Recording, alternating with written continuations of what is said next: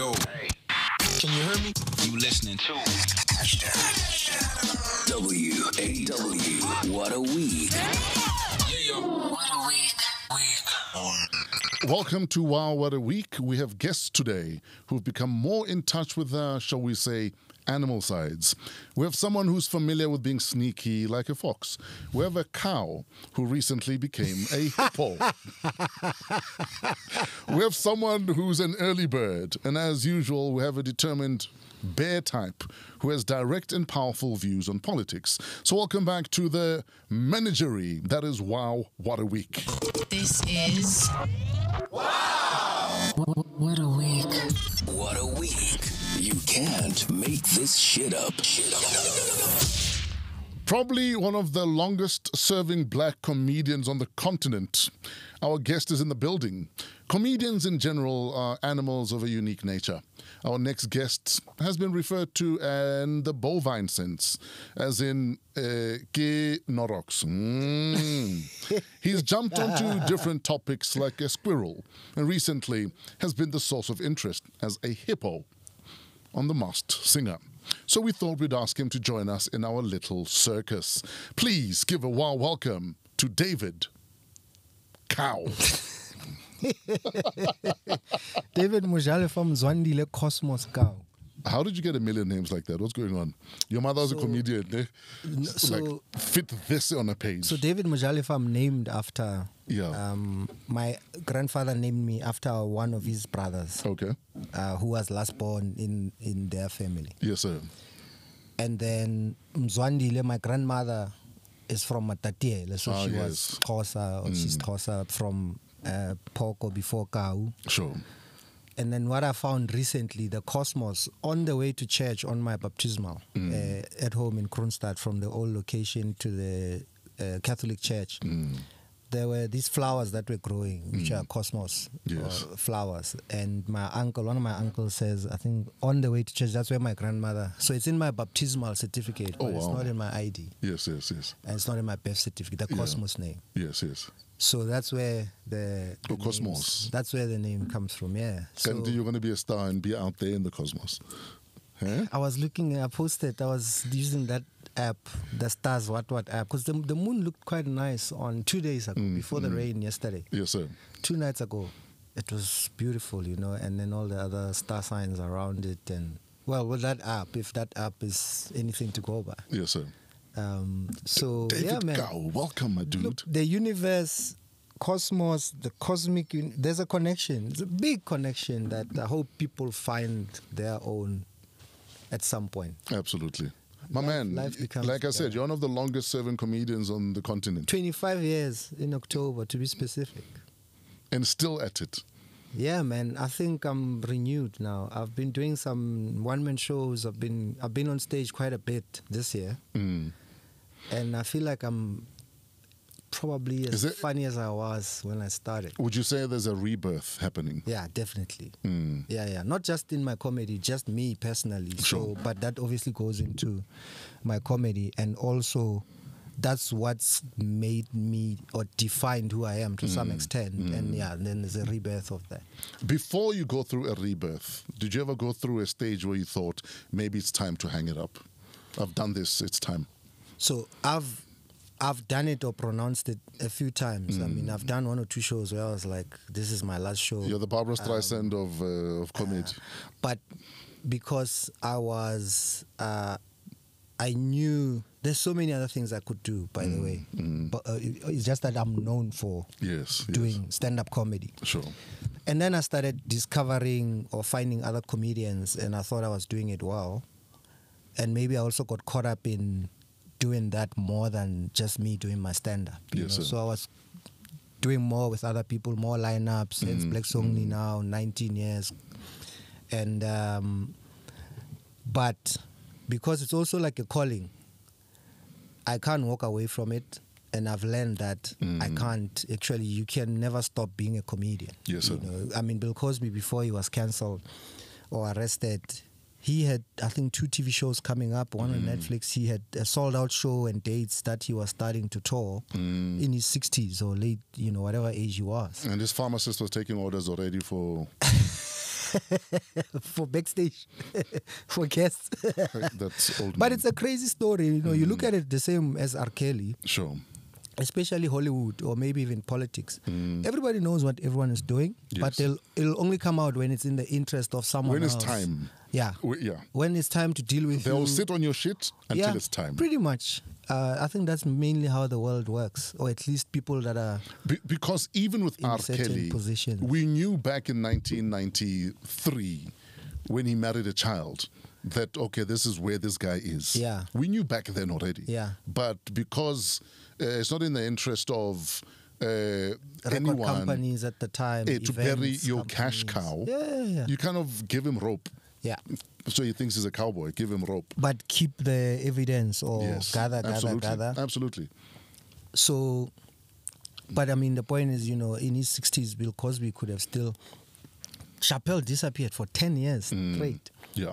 where sometimes he'd get booed off stage at some shows, and today is one of the biggest comedians in the world, you know. And Chris Rock there's a gap where he's got a 9-10 year gap between two specials. Yeah.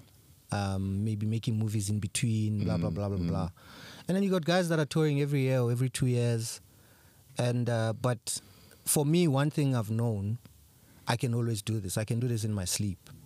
And I can do it anywhere in the world. Yes, sir. As long as they speak English or they understand English, any day. So I've never panicked about losing it or not having it. You know, I can go 6 months or a month without being on stage. But when I'm on stage, you will think I've been on stage for the last 3 weeks or last Yes, 2 sir. months every night. And So- still been counting money from the previous Blacks only. No, not You've just finished even, now. you know. And I think I don't want to call it a mistake. One of the Yeah. things I have to learn, I've always treated money as not a want for Sure, me. sure. I need the money, but I don't want or need to have a certain amount of money. So I've always worked without thinking, where's the money? Where's the money? Sure. I've actually spent more money than I've gotten out of whether developing talent, finding other comics, doing shows, or even putting in Blacks Only, you know. And but at the end of the day, you do need money to feed Yes. all these monsters that you create, You've or all created. these things that. So I've never put counting the money Yeah. up front. Maybe it was different. I was alone, single, not married, no kids. Now you have kids, you're married, you've got so many other responsibilities. You take care of family. Then you start going, okay, I can't go on, continue the way I've been. You know, I spent millions on my Christmas party in Kronstadt for like 12, 13 years. But what I was chatting at the gate, no sponsors. I would spend 70,000, make 30,000, spend 200,000, make 50,000 at the door, spend 500,000, make 150,000 at the gate. But I think my purpose has always been bigger than making money. That light will out never of be dimmed. things. And but again, you can't have these topics with people that haven't been there Yeah. or that haven't had certain amounts of money. Because I always say to people, once you get to a point where you can 10 gigs down Yeah. or 10 anything down, regardless of the money, you are halfway to somewhere where, you can be at peace. I don't know if it's your chair or me. But you keep looking down. No. I'm watching your golf, your David Cow golf shoe. The loft, the cow. It's yes. called the cow. Is it called the cow? Yeah, So so I'm this just is worried. my- I'm worried you might kick the mic. So that's why I was looking down. 'Cause I don't want you to kick the mic. Focus, fresh. This is a David Cow Felskoen golf shoe. Are you for real? Made for David Cow, made by Felskoen. One of my favorite shoes one of the most comfortable shoes I've ever worn. No, but generally golf shoes are very comfortable. Yeah. Because only lofa for 18 holes. You better be comfortable. 4 and 5 hours that you spend walking and then you stay for drinks. So this is a David Cow shoe. This is a David Cow Felskoen golf shoe. I need to research. It might be the first golf shoe ever made or produced in South Africa. I need to just do a bit more research. And then are these going to be available for sale? These are available for sale. I'll give details exactly where, how, but pretty much where you can find Felskoen shoes, you'll eventually be able to get a David buy. Cow shoe. And then we'll get them into golf stores. And then, sell to events, big golf tournaments. But how soon are these on shelves? These are available. So these are available already. online. If I say to you, press this button, send to this email or number, You order, you pay for the shoe, it will come to your house. No, the reason I'm asking you, because October is my birthday month. Yeah. So I think we're going to give away a pair of these every Friday for the month of October. Is there a deal? We can do that. It's my shoe. Okay, done. So it's not my name put on a product or people selling golf shoes and I'm the ambassador. Yes. This is It's a a David David Gow Gow shoe. This is a David Gow Veldskoen golf shoe. So me and Veldskoen have a golf shoe together. That is so dope. Yeah. All right, so from next week, every Friday in October, my birthday month, we're giving away a David Gow Veldskoen golf And shoe. the comfort is, even if you don't play golf, Yes. you can still wear. And you look this comfortable. shoe. Yeah, man. And then you can wear them anywhere, you know. They're called the above average golf shoe for the below average golfer. Because most people who play golf are actually not that good. Most people No, at all. who play golf. The guys who spent the most time on the green. I want to nix it up. So, it's to give people comfort. It's okay to As keep you're walking, failing. looking for your ball in the water, in the bush. And it's the perfect shoe, And I've literally now made videos where I'm helping people look for their balls. Yeah. I'm in the bunkers. I'm in... Honey, It you makes are. you feel good about your golf, Absolutely. basically. As a child, were you a problem child? I was please stop talking. Okay, finish your maths and then you can talk. Then I'll do a 2-hour exam in 45 minutes because you said I can talk when I'm done. Sure. So that kind of worked against what the teacher had in mind. But how problematic were you at home, though? Like, were you the child that... No, my grandmother, Vaslap, Okay, Fatu, so you behaved. we behaved, but the occasional school holidays, you disappear. We are going to shoot birds or hunt for Tadi King, the wild rat with the lines, the 2 lines at the back. We used to go in the wild. Yes. Yes. With the kitties and... But then you're gone from morning until late afternoon. You've got scratches all over from the bushes. And then, yes, my grandmother would sort you out. Sort us out. Because we haven't watched. You can't go to bed like that.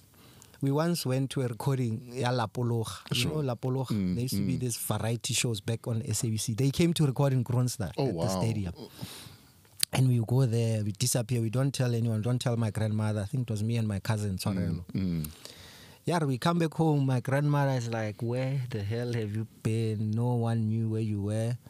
Whether Vaslap or... My grandmother used to say, but go and get yourself... go to a tree and bring a stick. Bring a switch. When I hit you with. Yeah. And you have to be strategic.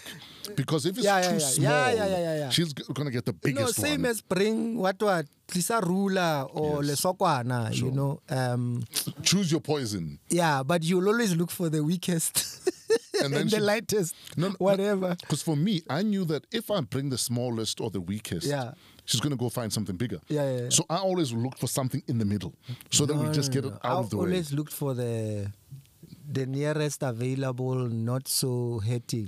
But anyway, so we go to the La Polocha recording. We come back very late home at night. My grandmother punishes us. And then La Polocha comes on at 8 p.m. My grandma is like, don't let us have a La Polocha.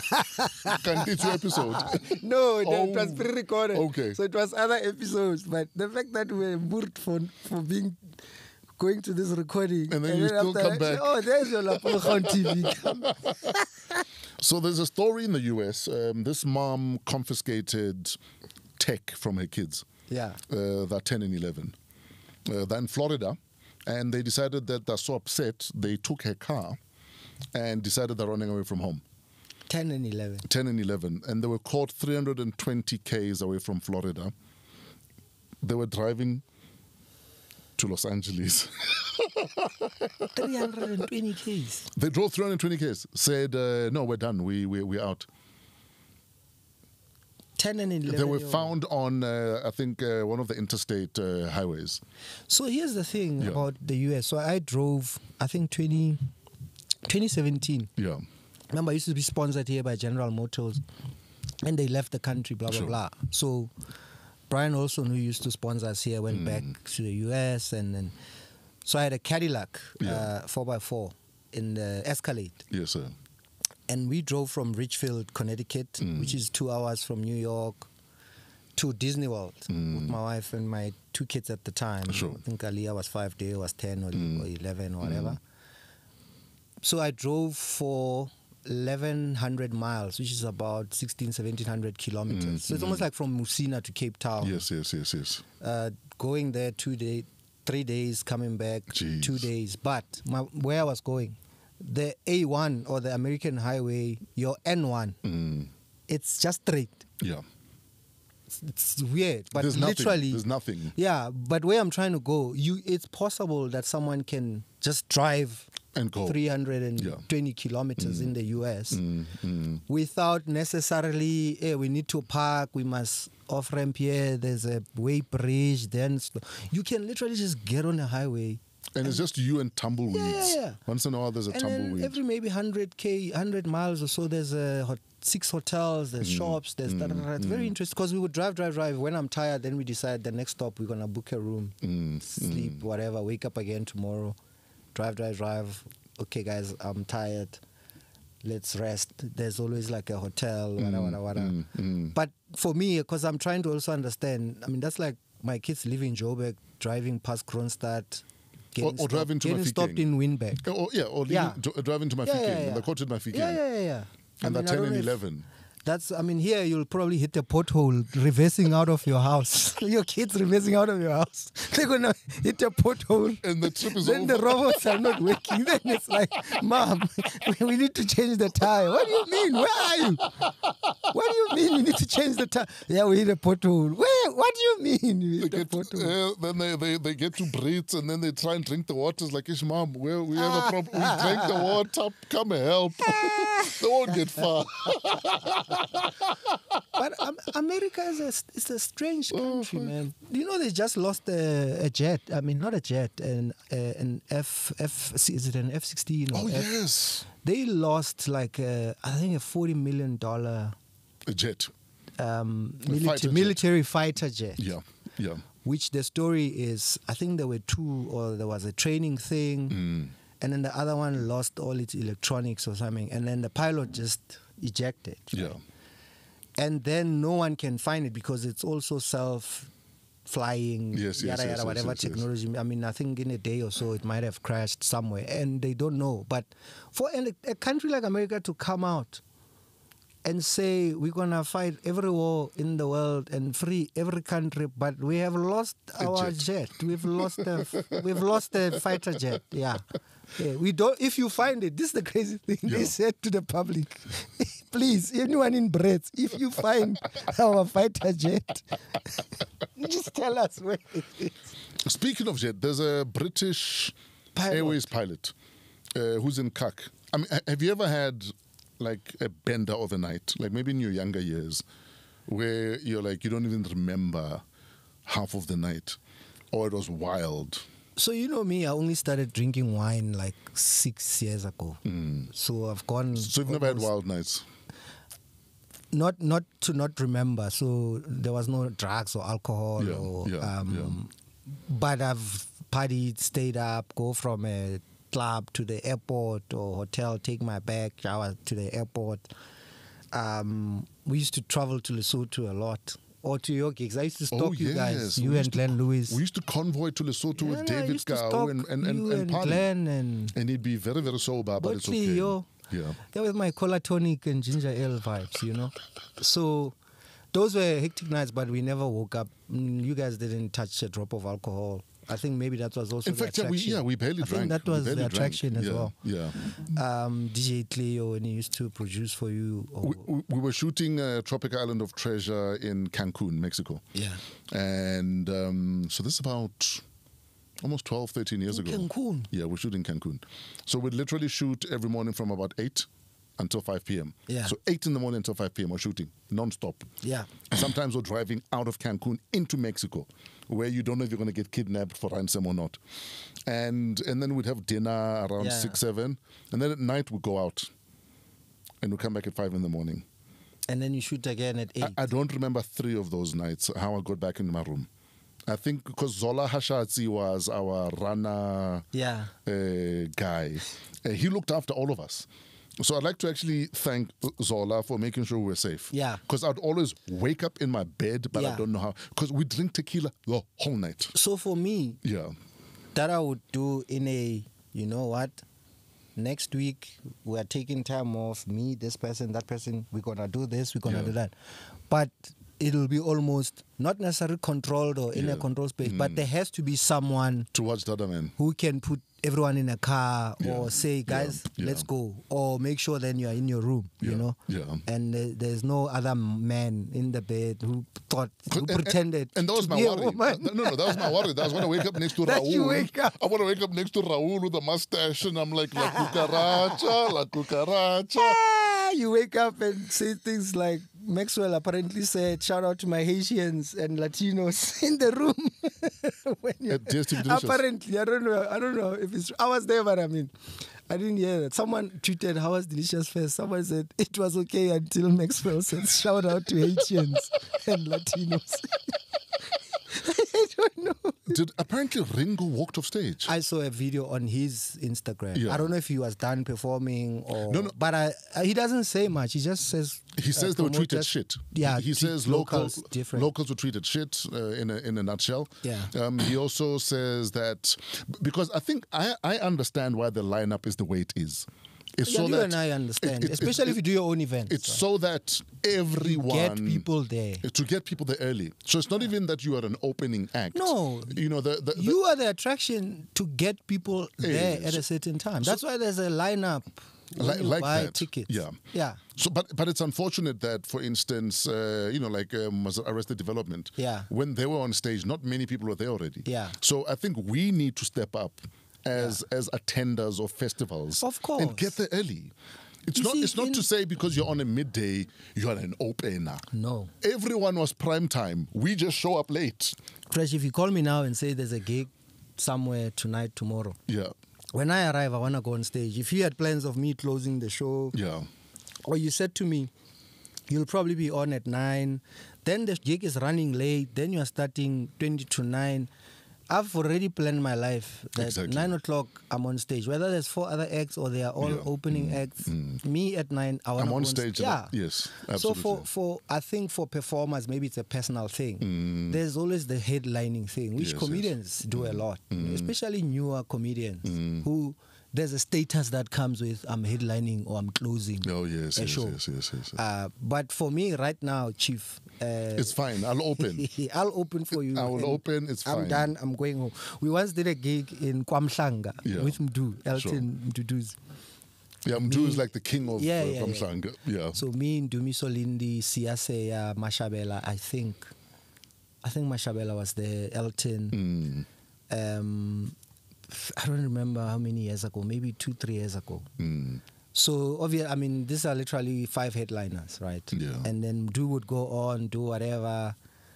And then we're there, obviously, as comedians. Who's going first? Who's not going? I'm like, sharp guys, now I'm going. Yeah. I go on, bro. I do my set, whatever, 20, 30 minutes. Mdu comes back on, does quite a bit. I think Sia went. Ndumiso comes on. There's a power cut. There's lightning. It's an outdoor gig. Yeah. Then there's load shedding also. Jeez. And now Mdu must get the generator and then the electricity comes back. Then it's raining extremely. It was just a crazy night. But where I was sitting, I was like, I'm I done. thank God I've done my set already, you know. So there's always like, for me, man, the sooner I can perform, Yeah. the better. But it is a personal thing when you're given a time slot. But I'm sure it also comes with age, though. It does. It does. No. No, I turned 45 in April. Jeez. And yeah, man. So you can imagine I've been doing this since I was 20. We're old. Yeah. That's how we know radio stations from when they were in the toilet to whatever building to the fancy building to wherever they are now, you know. So the reason we're talking about having a bender overnight, there's a British Airways pilot, Mike Beaton. Yeah. He was supposed to fly from Johannesburg to London Heathrow, and the stewardesses expressed concern that this guy does not look like he should be flying. Apparently, he was also texting one of the air hostesses. Yo, this is what I'm doing. Yo, I just snorted off cocaine, and he said, he did like a body shot with cocaine. Yeah. I think he snorted cocaine off someone's breast or someone's bum, and he had like a bender overnight. So he was told, listen, we are gonna fly you back home as a passenger. They did a drug test when they go back to London. He still had drugs in his system, so he's been fired. It's crazy that happened in South Africa. Why must it happen here? We have enough drama. It's crazy that it happened. We have enough drama. So about maybe 3 weeks or 4 weeks ago, a friend of mine and I were driving to a golf course in Nelspruit. Yeah. And then, we're driving and it's like, if you think of human beings, we all get on a road and drive, and you hope everyone else on the road is fine. And they're just going to drive, they're going to stay in their lane. You're always... If you think of the hours you spend... You're always the next car you're about to meet away from death. Always. Of course. And then I said to him, but it's the same with pilots. We all just get on a plane and sit down. Nobody even knows if maybe now there's a robot or this thing is self-flying or the pilot is high on cocaine or drunk, you know? Or that you were snorting because cocaine some of them, bum. look, I can tell you now, that wasn't the first pilot that's ever done that. Without a doubt. Yeah. Without a doubt. Maybe he's the first to get caught like this. It's the first to get caught. Also because he didn't know when to stop. Because some people talk. Some of the air hostesses talk, hey, that pilot, yo, that guy, yo, this, that. Exactly. Last night he was flying me.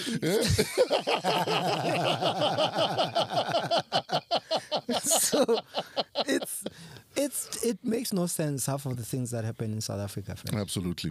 One thing that makes sense, though, is William Nicol has finally been renamed. Yeah. It's a Winnie Mandela Drive. Yes. I mean, William Nicol was one of the original Broeder Bond brewers. Apparently, I mean, he used religion to justify apartheid. I was going to say, apparently everything was cool until he wrote a book where he was justifying religious reasons for apartheid. Absolutely. And I mean, that alone, I don't know how long, why it's taken so long. It didn't have to be about Winnie Mandela, but it's taken too long to rename that road.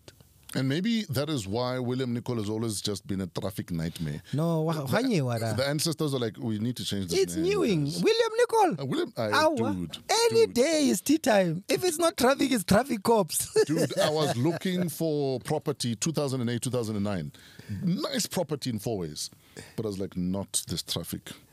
No, that traffic has never made sense. It doesn't matter how many times they renovated, extended, build bridges, flyovers.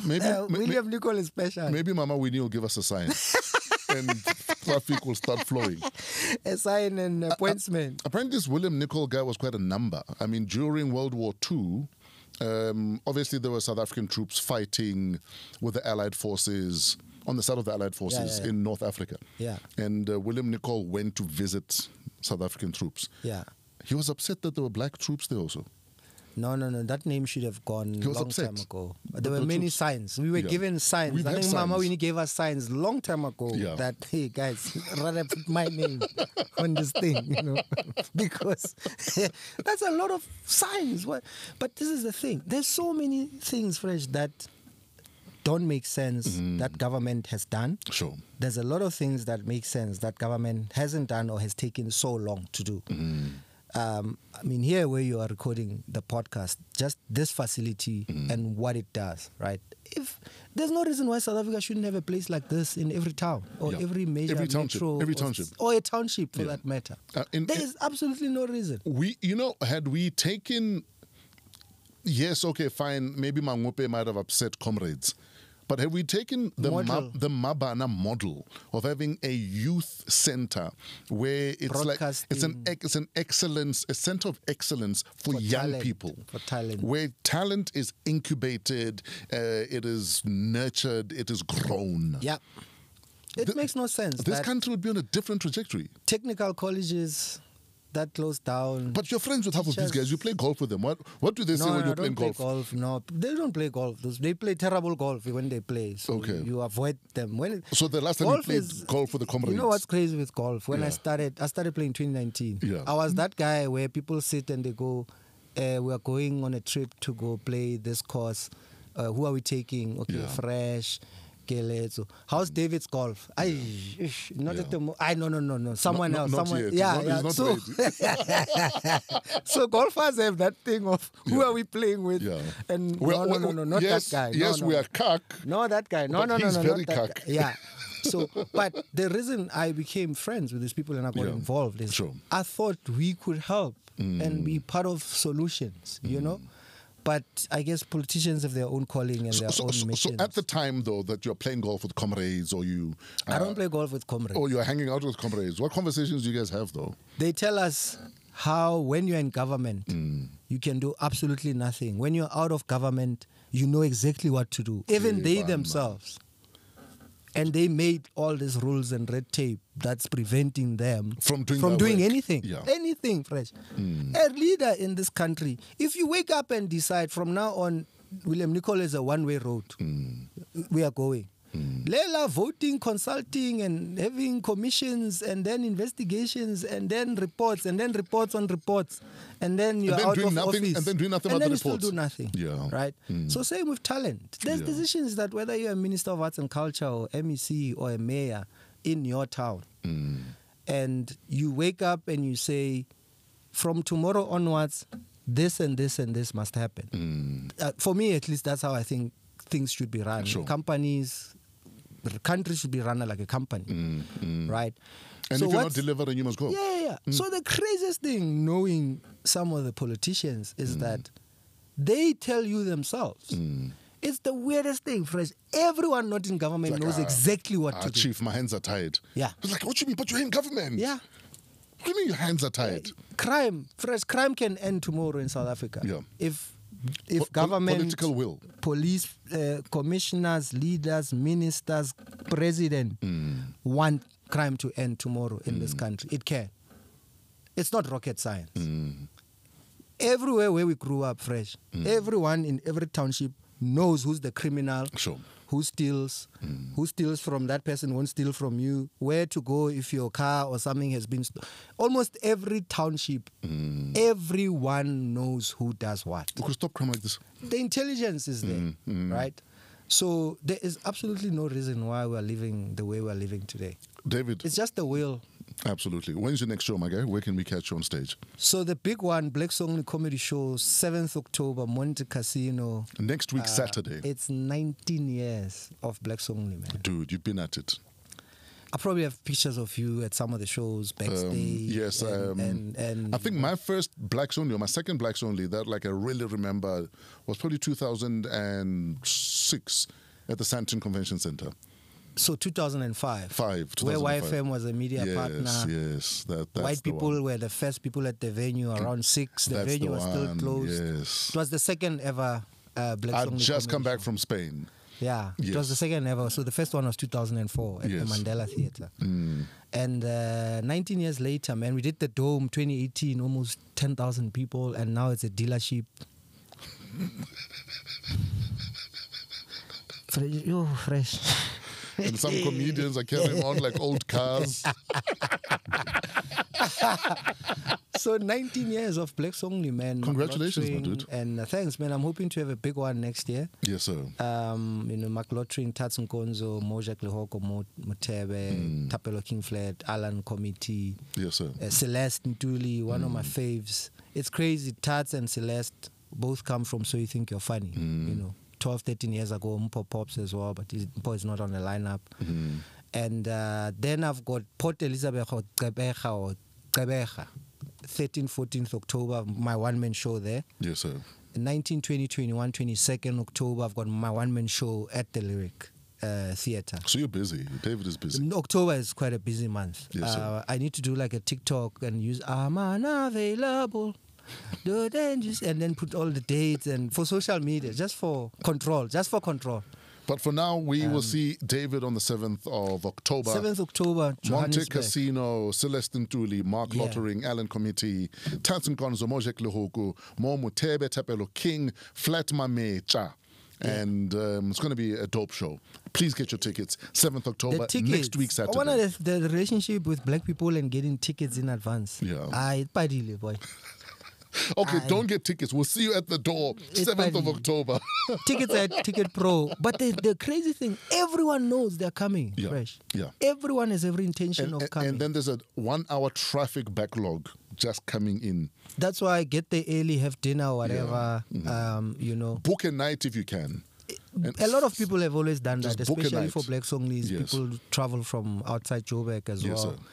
But the concept of, it doesn't matter if I advertise for 2 months, 3 months, 3 weeks. Yeah. You almost have the same, more or less, turnover. Yeah.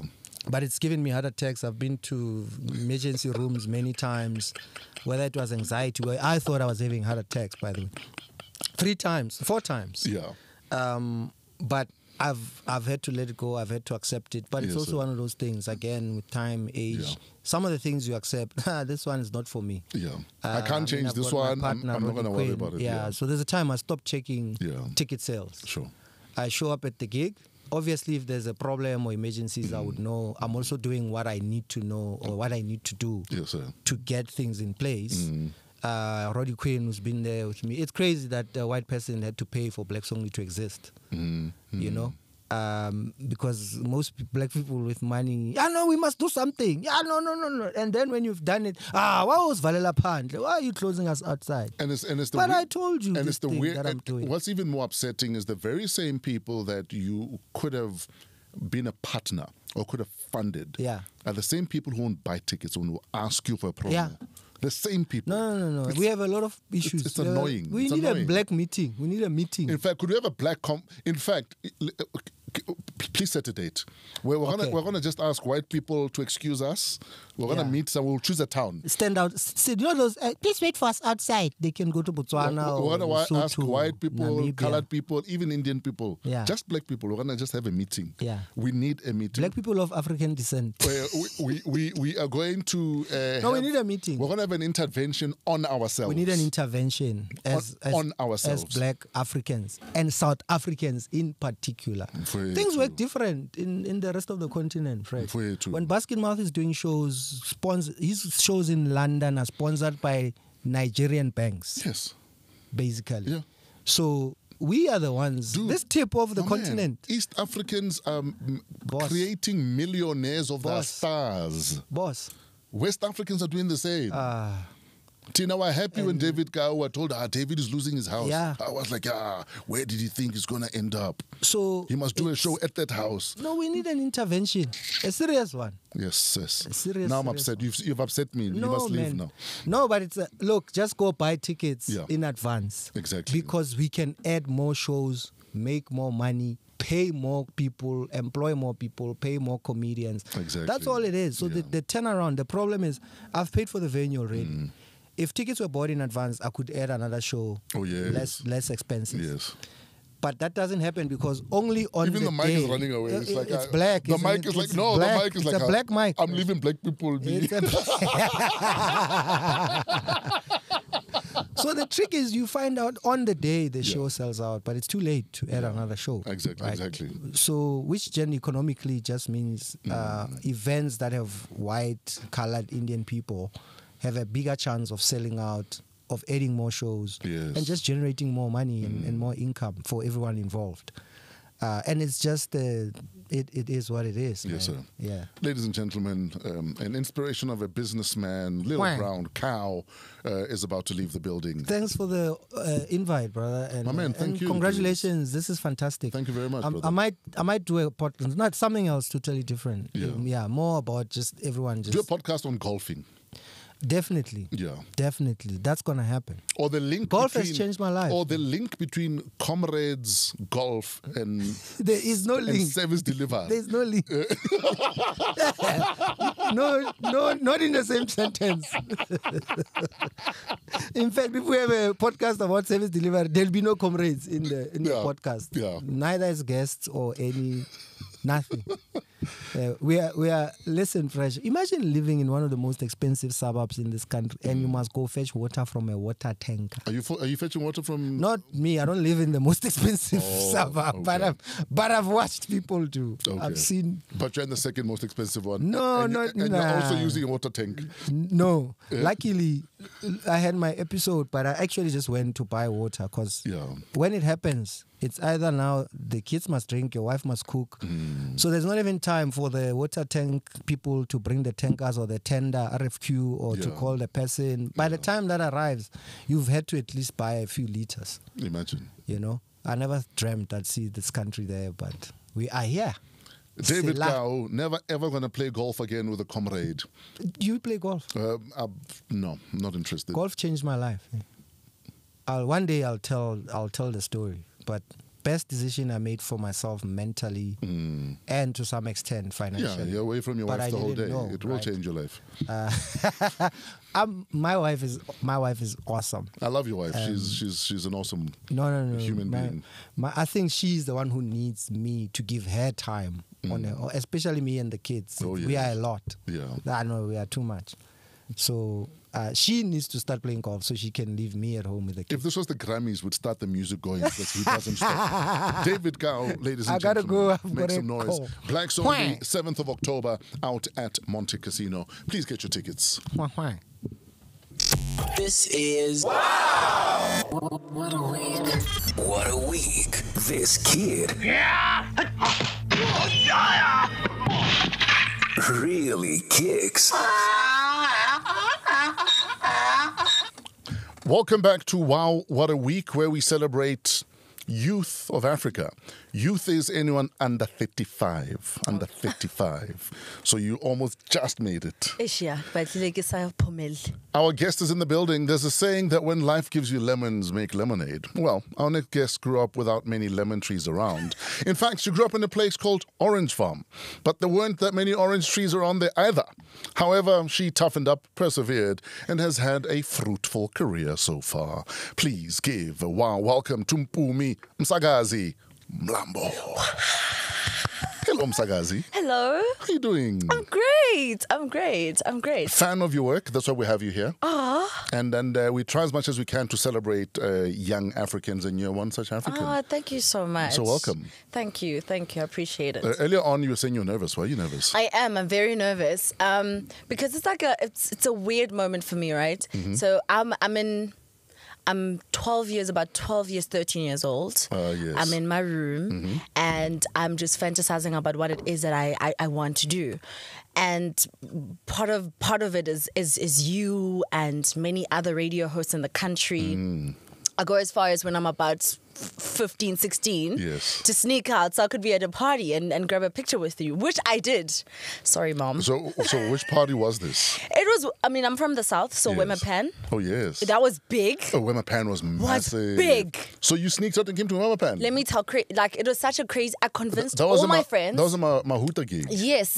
Cook versus Mahuta. Oh, yes. So because I was young, we got the Gabo 12 fresh, really empty. Oh, yes. You're supposed to get the Gabo So where's our picture? 5. I have it at home. I'm going to send it to you. I have it at home. I actually sent it to my boyfriend. I'm like, oh my gosh, I'm at home.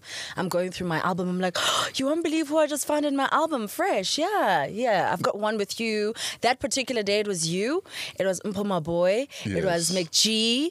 And I somehow convinced someone to put me go backstage so I could grab this picture. It was such an amazing moment for me. Oh. And to go back home and see these pictures, I'm like, and I even said to Mpumi Boy, and I was like, guess what I found? Because I've now worked with her once at Power. Oh, yes. Yeah. I'm still yet to meet McG. I haven't met him. So it's like full circle. Can't wait. Oh, wow. Look at God. Yeah. Growing up in Orange Farm. Tell us about that.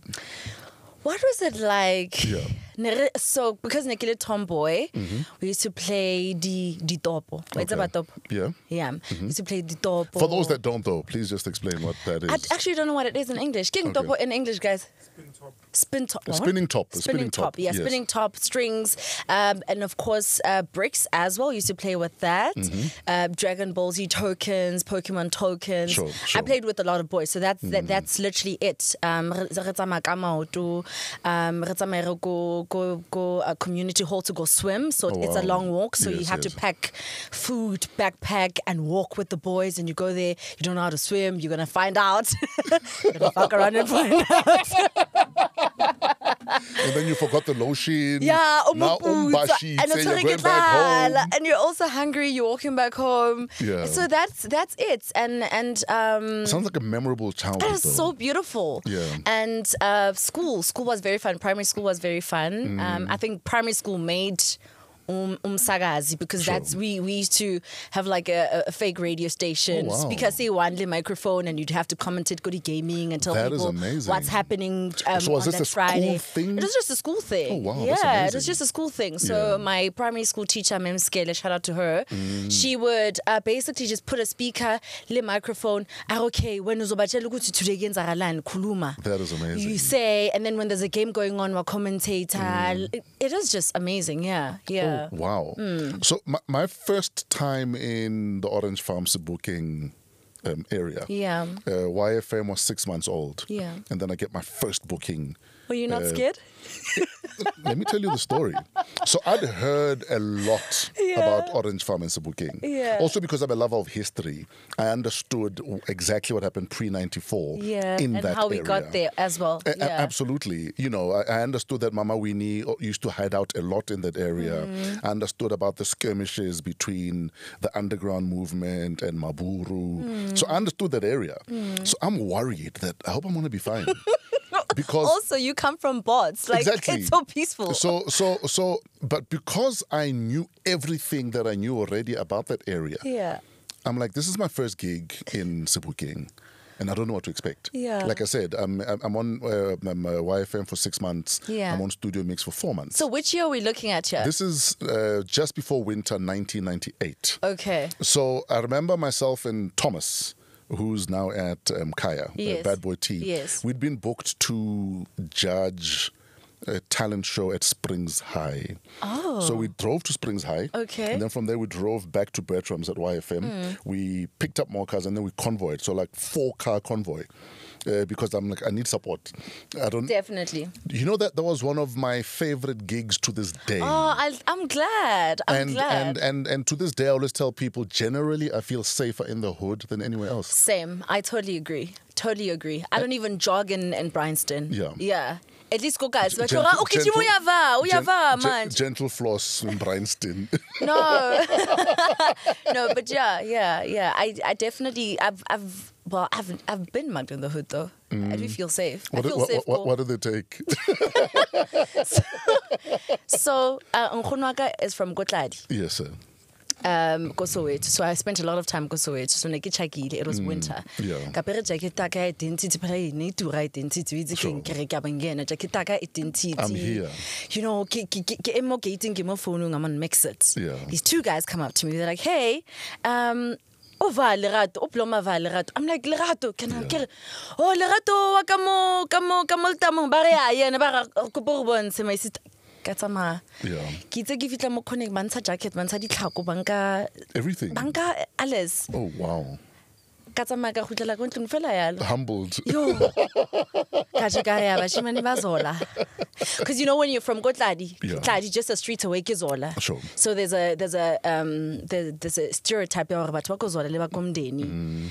Hey, baraf and Bakotladi ke Basotho, so you know they're a lot more softer. So in a list So how do you move from what happened? Like how did you end up being in Orange Farm and then now you're in Tladi? So Orange Farm is from Tladi is about 40 minutes away. And as you'd have it, if let's go locationing. If you're lucky if you actually went to an actual holiday where it's school holidays. No, the holiday is you went to Gogo. You went to Gogo. No, I used to have that problem. I remember saying to my parents, guys, this is not every a holiday you send us to the village. And I went to a school with kids from 40 countries. So for a lot of these expat kids, they go back home. Norway, Sweden, Germany. I had a kid from Brazil, Paulo Mendes. Wow. Some of the other kids would go to Disney. Yeah. And then after the school holidays, like, so how was your holiday?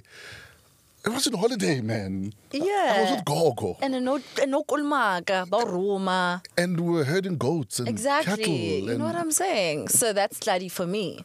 So Tladi is that. Tladi So you went on holiday to I went to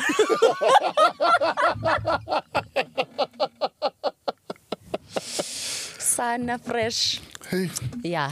I went to Tladi on a holiday. Yeah. Yeah. So that's how I got there. And another holiday for me would be KZN, Sure. Danhauser. You travel a lot, you're a Yes, DJ, so you know yeah, exactly where that yeah, is. yeah. So there's a farm around Danhauser, Dundee area called Milford Farm. okay. Yeah, so that would be another holiday, which was much more exciting than Tladi, to be honest. And now you're going on overseas holiday. Exactly, Tanko. Tell us about the Raymond Ackerman Academy.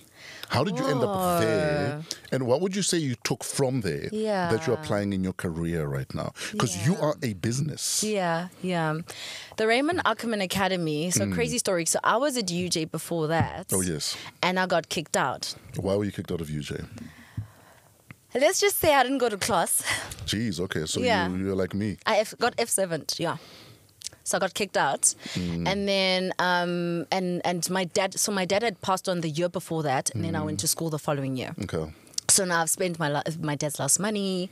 And my mom was like, you better make a plan. You know, you better figure out and now I make ligationing, which is also so embarrassing. Do you know how embarrassing it is? Like, oh, she's back. We knew. So yeah, so it was that. So I went back home and I was like, okay, I need to figure out what to do and mix it around those days. You used to have like really cool stuff where like educational It was a community. things, It was a where you community. see, oh, this is what's happening in Joburg. There's a school there. You could do that. So I actually got it on Mixit. I applied, and then that's how I got in, just to buy time so I could get to Wits. So it was let's buy time so that we don't sit in the hood thing. Yes. And it would actually be really good for me. It was amazing. I was around people who were already established, which was great. Yes. So people who have their own businesses, people already doing stuff, and I'm just a kid who tried to do first year, failed, but I'm with people. And I even had a smaller business there, so I used to sell stuff, snacks for extra money for transport, and That's then amazing. it just taught me how to survive when things hit the fan. Dad passes away. Yeah. Take us through that period in your life. Oh my God. That was very traumatic. Like it was the worst thing ever. I don't wish it upon anyone. In actual fact, being a mom, I think one of the reasons why I'd never wanted to be a mom was the idea that I'd leave my kid or my kids. Dude. That's the only reason I didn't want to be a parent. That, oh my gosh, I'm the only person who can love them the way I love my kid, you know. So if I was to die, what would actually happen to them? Because the world is so cold, fresh. The world is such a cold place. So my dad dies at a very critical time where I'm going into university. You know, I'm in matric, I'm going into university.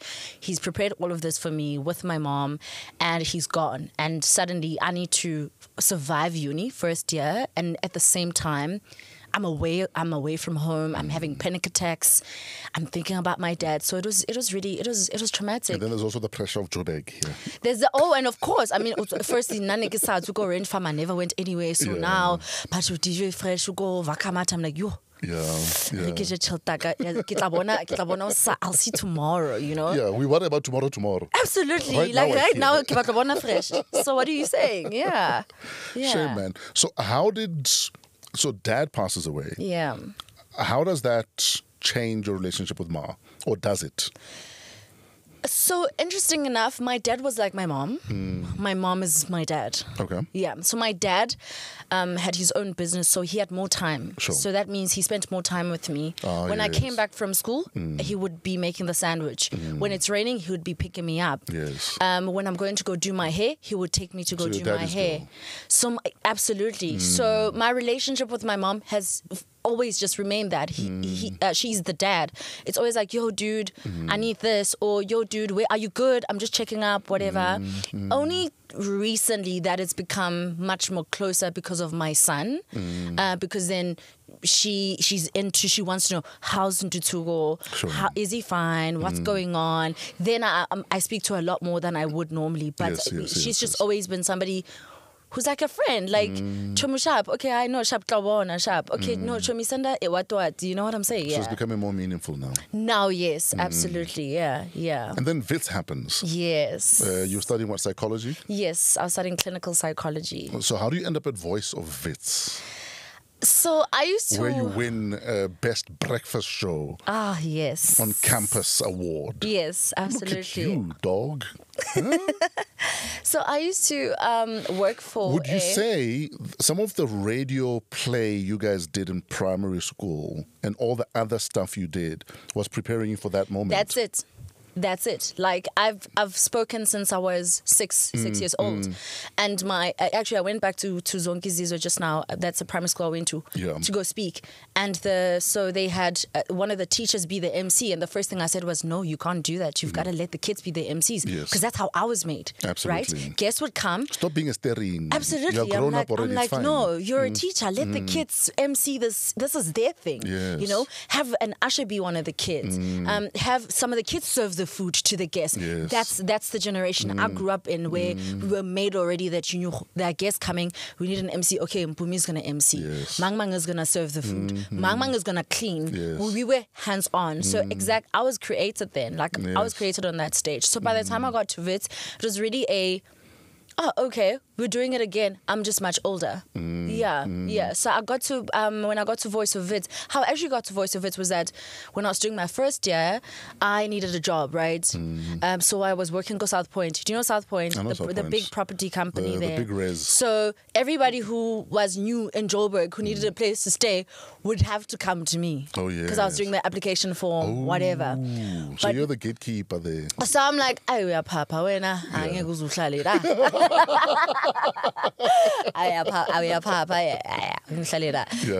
So one of the guys there says to me, hey, come to a party, there's a Voice of Wits party, whatever. His name is Gay Mukamelihle. Shout out to him. He says, hey, there's a party that's happening at Voice of Wits, yada yada yada. I'm like, oh, what's this Voice of Wits? He tells me about it. I'm a radio host. I'm like, oh, I would like to do that. And then he's like, okay, I'll bring the applications form to you, because I couldn't get off work. Sure. So he brought them, I filled them in, and then they called me for a audition, and the rest is history. Yeah, so that's how it... Winning the MTN Best Breakfast Campus Show, tell us what that meant for you. It was actually... so what's crazy about that award is that I wasn't in the moment of it. Do you ever get that, Fresh, where like something big is happening in your life, but you're just not in the moment of the win? Have you ever experienced that? You know what it is? I think my 9-10 years at Y we're doing so much all the time. It's only now that I realize that I've never took a moment to be in that moment. It sucks. My appreciation of YFM is only now. But in the 9-10 years I was there, we were so busy. There was no time to stop and smell the flowers. Yeah. There was no time to appreciate the impact we had. Yeah. It's only now when you meet someone who's 40 that tells you the work you were doing on Y changed their lives that you realize that, oh shit. I mean, that's why I'm sitting wasn't here in the today. moment. But that's exactly why I'm sitting here today, because you were on radio, because you were doing it. In fact, let me tell you a story quickly. On my show on Y, when I was still doing the Easy Drive, we did a show about HIV and AIDS stigma. I think it was around 1999, 2000. And we spoke about stigma and how, people need to remember that HIV is not a death sentence. Already in 1999, if you had HIV, you told nobody. Yeah, no. If you had a pimple, you hope people don't see your pimple because they're going to say, yeah, our test. Yeah, I know, that's tough. You know what I mean? Yeah. And the stigma was at the highest it's ever been. Yeah. So we had a whole episode, a whole show about that, talking about stigma and the fact that, listen, if you look after yourself, you eat healthy, you exercise. take your your ARVs, you could live on. There was a kid who was listening. I didn't know this. I did a gig in Pretoria 2 months ago. He came up to me and said, I heard you on Y 23 years ago. I was HIV positive then. Oh, that's so sweet. And because of that show, I went and got treatment. I've found a wife. I've got 3 kids That is so from that show. from that show. But because we were so always busy, we were never in the moment. That is so sweet, Fresh. Dude. Didn't you cry? I was literally busy. Okay, I'm crying for you. But we had a conversation about it, and it's for so me, sweet. and for me, I said to him, we actually did that episode or that show for youth like yourself. To know that it doesn't end here. That is so sweet. It doesn't end here. There's so much life. I mean, Absolutely. 23 years is a lot of life. Dude, he's got 3 kids. That's incredible. He's got 3 That's kids. incredible. He's been on treatment for 23 years.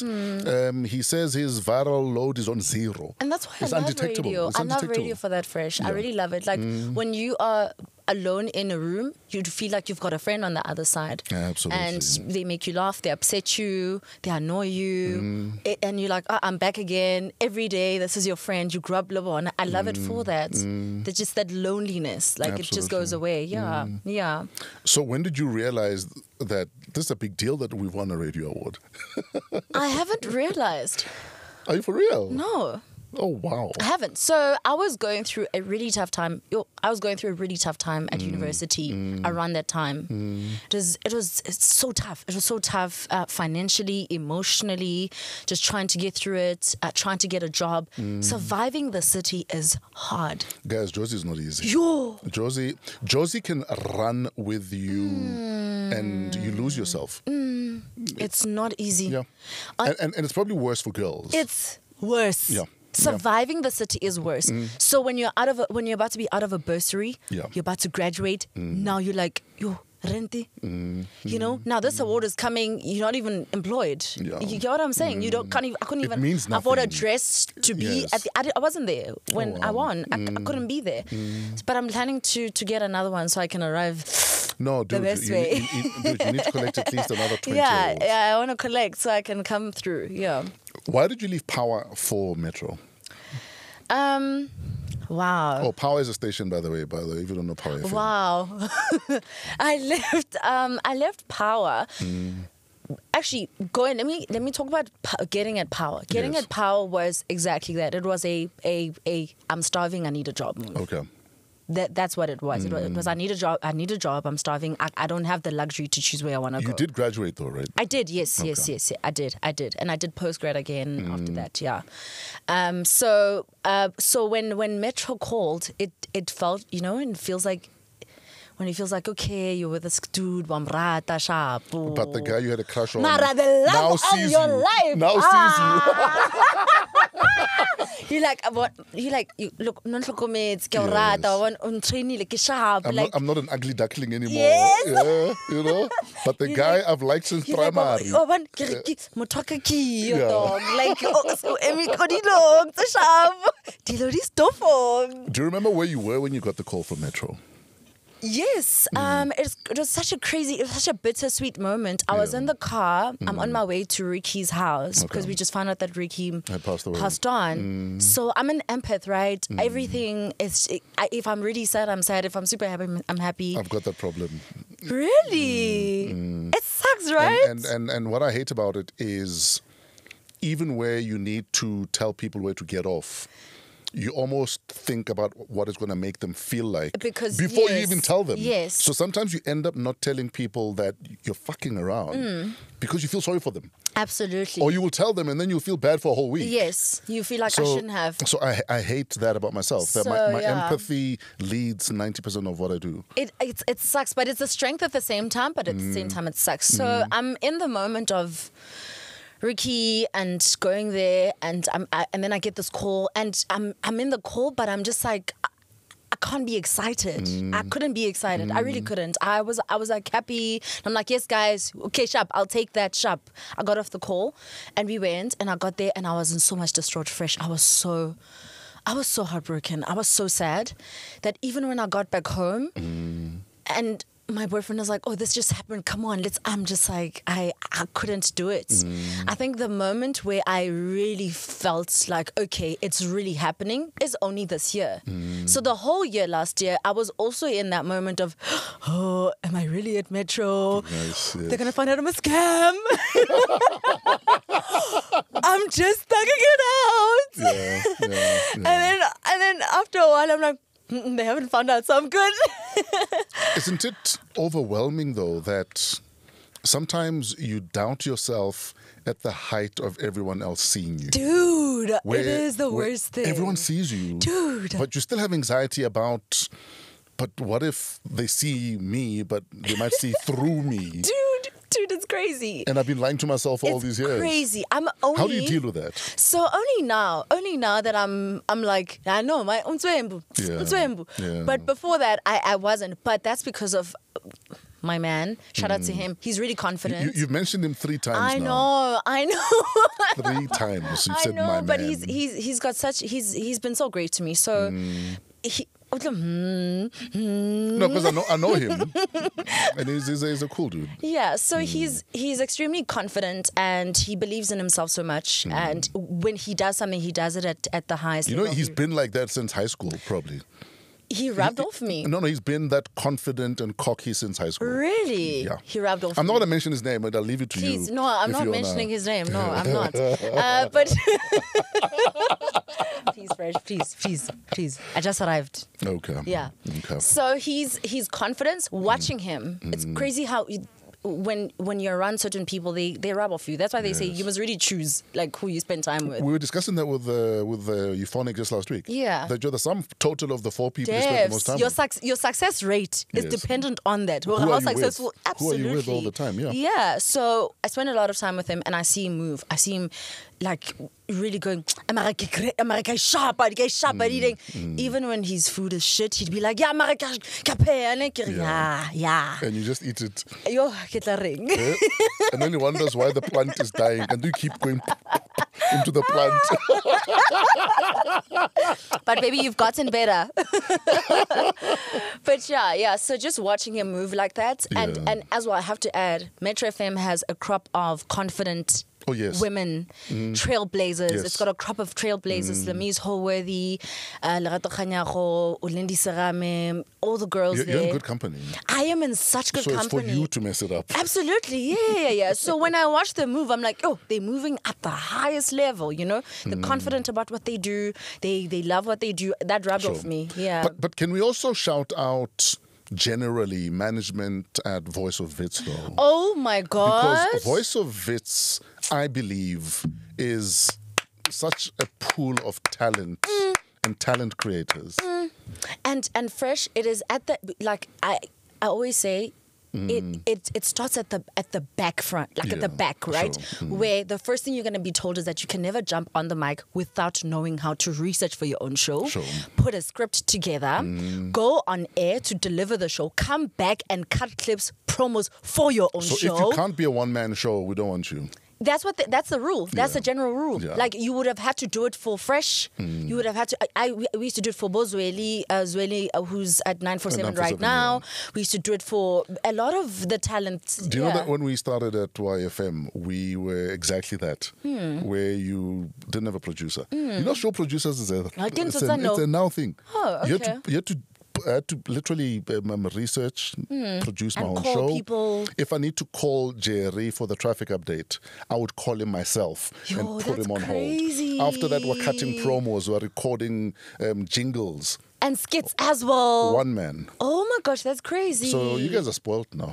No, I'm not you guys, please. Please. Hey, please. Not yet. Not yet, but I'd be deserving, please. Sure. I want to ask you about some of the staff at Voice of Wits. Yeah. And tell me the first thing that comes to mind when you hear the names. Lucky, Doini? Oh, darling. Oh, darling. Okay, so that's the first thing that comes to mind. Yes. Lerato Makate? You're late again. You're late again. Do you know that every single person will tell you that Lerato will tune you and in front of people? Same time. Let me tell you, first time. So my first interaction with her, I'll never forget it. Yeah. So she's like, hi, Mpumi. There's a meeting that's happening, yada, yada, yada. Please come through. I'm like, oh, thanks, Lera. She's like, Lerato to you. Yo? No. At least, but at least she's clear. No, I like it. She taught me how to have boundaries as well. Yes. Yeah, when I was jumping to power, she definitely told me, she's like, you've got to be like this when you get there. Yeah, because she was there before. And Mike Smithwaite? Oh, Mike. Yeah. Mike spoke a lot. I don't know why he actually didn't have a show. Yo. Mike, if Mike out a conversation, you better not have an appointment. Oh, yes. You try to leave the conversation, he's there. You try to leave the conversation, he's there. And he used to do this. Sure. Yeah. Yeah, that's Mike. No, Love him so much. No. The reason I want to shout out, for instance, management at Voice of Hits is because often we don't make enough noise. That is very About important. the people that have I'm so glad. helped build the talents we've become the fans of. I'm so glad. So we see you, Yeah, but we but don't know what happened behind the scenes. Yeah, absolutely. And that people like this are one of the reasons. Absolutely. And I want to add on to Mike. Yeah. I actually didn't want to enter the MTN Radio Awards. And Yeah. Mike went behind my back, cut my clips. I got nominated twice and then I got an award. Then I came back to him and he says, you see? Yeah. You see? You Yeah, see? exactly. So a big shout out to him. And also because they are managing people who are going through so much. Like university is tough. At home, there's a lot of things that happen, like even with us. And they are managing that. And they're teaching us how to be professional. And often your show is actually your only outlet at that level in your life. Literally. So it's actually your therapy also. Literally. And you know what else was really amazing? Was that you would never look broke if you were at WAW. Like, nobody would know that you don't have money. Oh, yes. Because when you got there, Fresh would have now gotten a commercial and now he's got money. We're all eating. Ah, yes. If we're going to a party, we're going to hop into Mang Mang's car. Ah, yes. You didn't have to have a car. Like, it was such a tight ship. It was Oh, amazing. yes. It was amazing. You never looked like Wasokola. It was just such a family. Sure. Yeah. Let's talk about TV. Yeah, TV. When a lot of people were going through lockdown, lack of funds, you got a lockdown gig. Yes. Oh, yes. Oh, yes. So lockdown happens. Where are you in your life as lockdown is happening? I'm at Power. Yeah. So I'm at Power. I'm producing weekday and I'm doing my show on the weekend. Yeah. Right, so it's still like normal vibes, but it's like, oh, Mudimaka, Yes. I need something, I need a breakthrough. So I'm sitting watching the show and Lockdown House Party. Yes. I'm in Pretoria with my sister and I'm watching the show. Hey, nele banna back to back. Where are the women? Like, where are the girls? Where are the Yes, girls, right? yes. And then I checked Dumanta and I'm like, she used to be on the show, so where is she? Excuse me, so I check and I'm like, oh, so she just got a gig with Shauna Ferguson? I'm like, ha! There's a gap. I'm like, what do you mean? I'm like, I'm going to audition without them asking for the audition. Yeah. Bazo ngas. And I was going to do my show that particular day. So the lockdown was at 6 to 8 or something like that, 6 to 9. Yeah. And I was on air from 10 to 12. I get to Power. I call this guy Sfiso. Shout out to Sfiso. I'm like, Sfiso, come to the station. We need to shoot this audition today. We wrapping up. We're opening up the show. We wrapping it up. So we shoot an opening link. We shoot a closing link. We posted the following day because the lockdown was 2 days, if I'm not mistaken. Yes. I don't remember now. 2 days. Yeah. Hi, ngithi hi sharp. Isho biqale. Ngithi link yam. Ivulwa yimo sisho fresh. Yime ngiphethe ngiyivula. Ama code tweets bathi hayi kuphuka nabo ngithi Yes. isho iphele ngithi closing link Yeah. ngihlale ngithi hayi sobona phela manje. So that's how it happened. Wow. But that wasn't your first TV gig, though. I mean, the first No, time you were on it TV, you were, wasn't. what, 16? The first Sokolo time, and yeah, the Partners? first time I was on TV, I was in high school at Sokolo and Partners. How did you get that gig? I went for an audition with my dad. Shout out to my dad. In Highlands North, I remember. Highlands North auditioned, and then So you're taking a taxi from where? from Orange Farm. From Orange Farm? Yes. With your pops? With my dad. What a legend. My dad, Jeez. yes, sis, he was amazing. Yeah, he was Oh, wow. amazing. Yeah. He's just also taught me how to be just an amazing mom. Like, there's just no other way, He was such a great example. So we take a taxi, we go to Highlands North, we audition, and then we come out. He's like, oh, hambe kanjani? It's like, hambe right. Okay, I saw ngabo. And then I got it, got on TV. It was an incredible experience. I was so young, though. I was like a little baby, just doing it because I love it. And I'm like, I wonder where this is going to lead me. But I enjoyed it. It was a great experience. It also made me less of a weirdo because I was such a weirdo in high school that nobody really thought I was cool. That really got me in some street cred. Although I was still awkward. I was still awkward even after that. But it got me a little bit of street cred. Yeah. Yeah. What conversations do you miss having with Dad? With my dad. Yeah. So if he was around, wow. what do you think you guys would have discussed this week? Either based on what's happening in your life or what's happening in the country. We would have had to talk about the water situation in the Western Cape. I think definitely because he's such a spiritual person, and he was probably going to say, "Umhlaba akusowaabo nompumelelo. Akuwona owabo. Uyabona ukuthi amanzi enze njani manje?" You know, he would say that. He would talk about, what else would he talk about? He would definitely talk about Mama Winnie and William Nicol Drive. Yes, and how important that is. Ah, yes. For and us. how overdue it is. Absolutely. And he would probably also teach me about who William Nicol is and Boere Brandt. The Boerebrand. Is it Broederbrand. No, Broederbond. Broederbond. Yeah, he would Yes, talk. the brotherhood. Yes, he will tell me about that and his character and how religious he was, but at the same time he wasn't so much of a good guy. Oh, yes. So he would put me into perspective. So Dad was that guy. He was that guy. Put me into perspective and say, look, and you see now it's Winnie Madikizela Mandela. Winnie didn't even like that organization.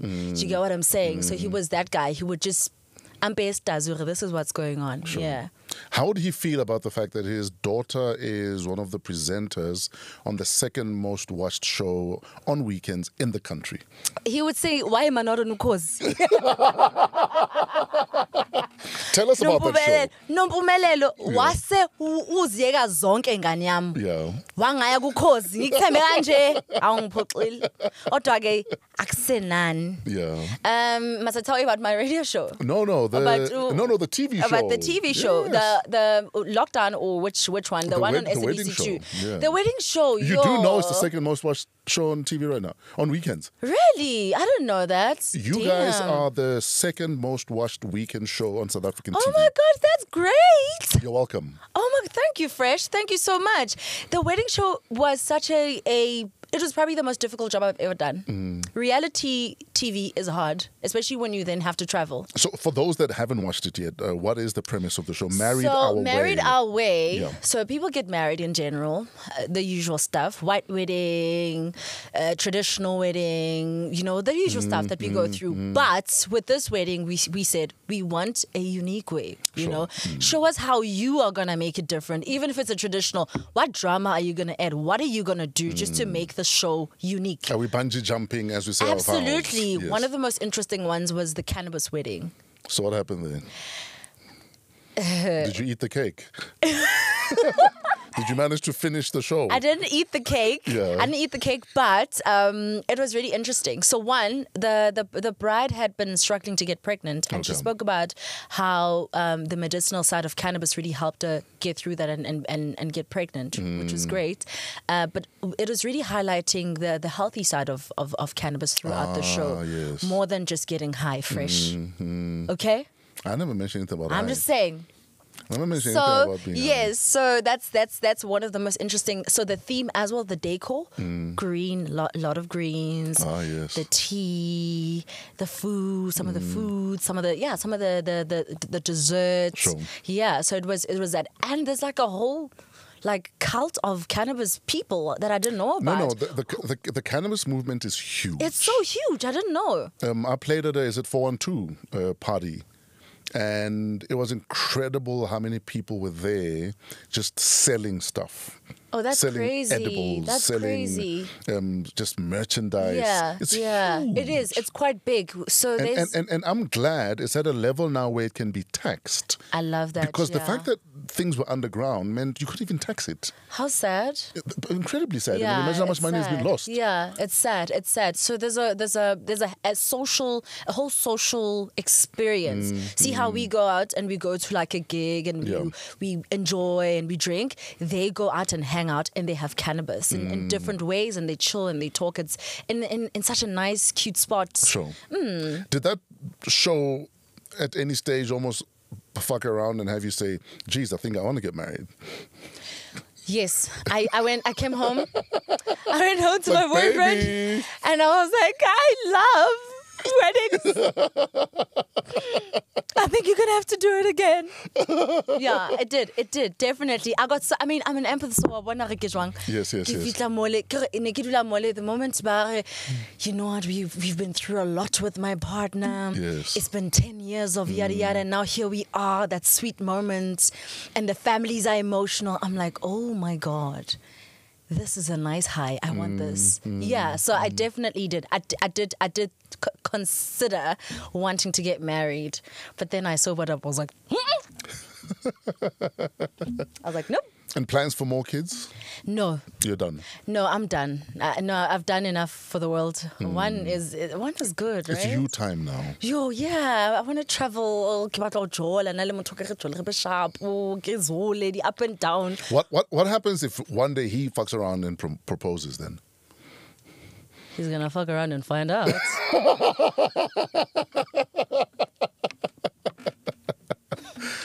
What is next for Msakazi? What's next for Msakazi? Yes. This question puts so much pressure. I know. I have so much anxiety for this question. I'm asking you because I need you to commit to yourself what your next move is. That's fair. That's a fair one. Otherwise, you're going to fuck around and not do it. That's true. That's a fair one. I am planning to go back to school so that I can be a qualified psychologist. Oh, okay. That is a top priority for me, and everything else will fall back. Yeah, but being a qualified psychologist is at the top of my priorities. Are you going to take that into radio, or is it just a qualification you feel you need to get? I want to practice, actually. So you want to practice? So my biggest concern is the fact that creatives can't afford healthcare. Oh, yes. And they can't even afford mental health, at least.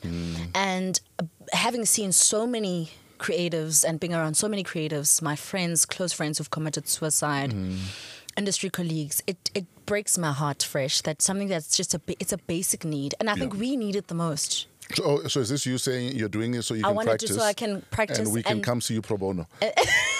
All of us. And then there'll be a nice long queue around the block. And then we can figure out a much cheaper way for a family deal for creatives, where you'll hire me, Okay. and I'll come in and you'll say, okay, cool, I'm hiring you. You're going to be servicing these people. So yeah, that's the plan. How do you deal with your anxiety? I gym. Gym is amazing. I love gym. I enjoy gym, and I love music. Oh, love music. So music, gym, and family. I love spending time with family. Music, gym, and family. And how bad does it get if it gets bad? I used to get panic attacks. When was the last time I had a panic attack? It was last year, like early. That's the last one I've had, and I hope I won't have any. But it's gotten so much better. I'm at a good space. Like I'm at a good space. I'm fine. Kishab. In fact, you spoke earlier on about how what you learnt a lot of at Voice of Vits was about boundaries, and that's one of the lessons you took with you to Power FM. The other day on the radio, you guys were talking about how even service providers sometimes don't have boundaries. Because you do my nails, you feel you can call me Choma, or because you cut my hair, you feel now you can speak to me the way you want. Yes. How do you deal with males and boundaries in our industry? Yeah.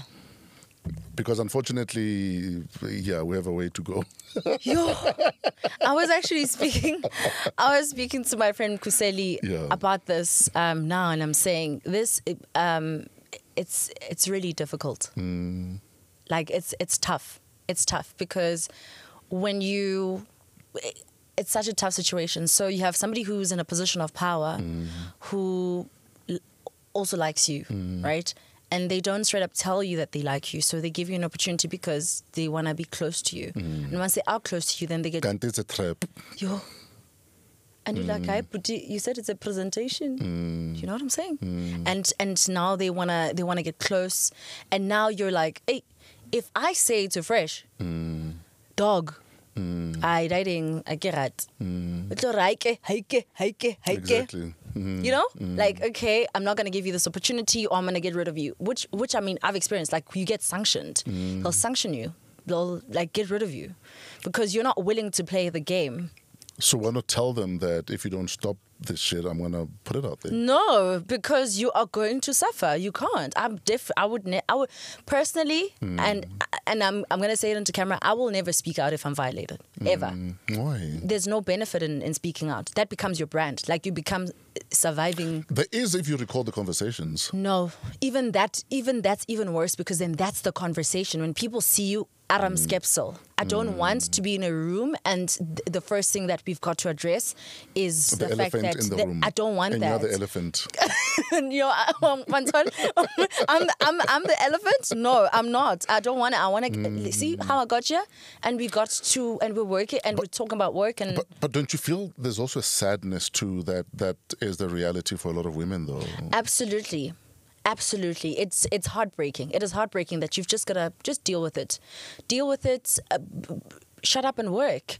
Because already, Fresh, you are fighting a struggle of being a female, right? In the space, wanting to be recognized and not be treated as a female, right? That's a struggle on its own. You're a girl, so you've got to work a little bit more harder, right? Of course, things have suddenly changed where you're seeing girls on Prime, you know, which is great, but there's still that, right? Now on top of that, and we say no, respecting, and that, and boys have this club, hey, boys have boys have like a. They love each other. You guys love each other. You guys love each other. You've got like this cult, like the strong bond that if I say Mang did this to me, now there's like 8 other boys. The 8 other boys are fresh. Well, I am fresh. I honestly believe a lot of that would stop if, like I said, people kept records of the shit that is said to them. The threats that they get, or the veiled threats, or the if you don't sleep with me, you're not gonna get this gig. But you do it later. The first time it happens to you, you don't. It's. Do you know how it's when we know the industry we're in now. Yeah. I always say go in recording.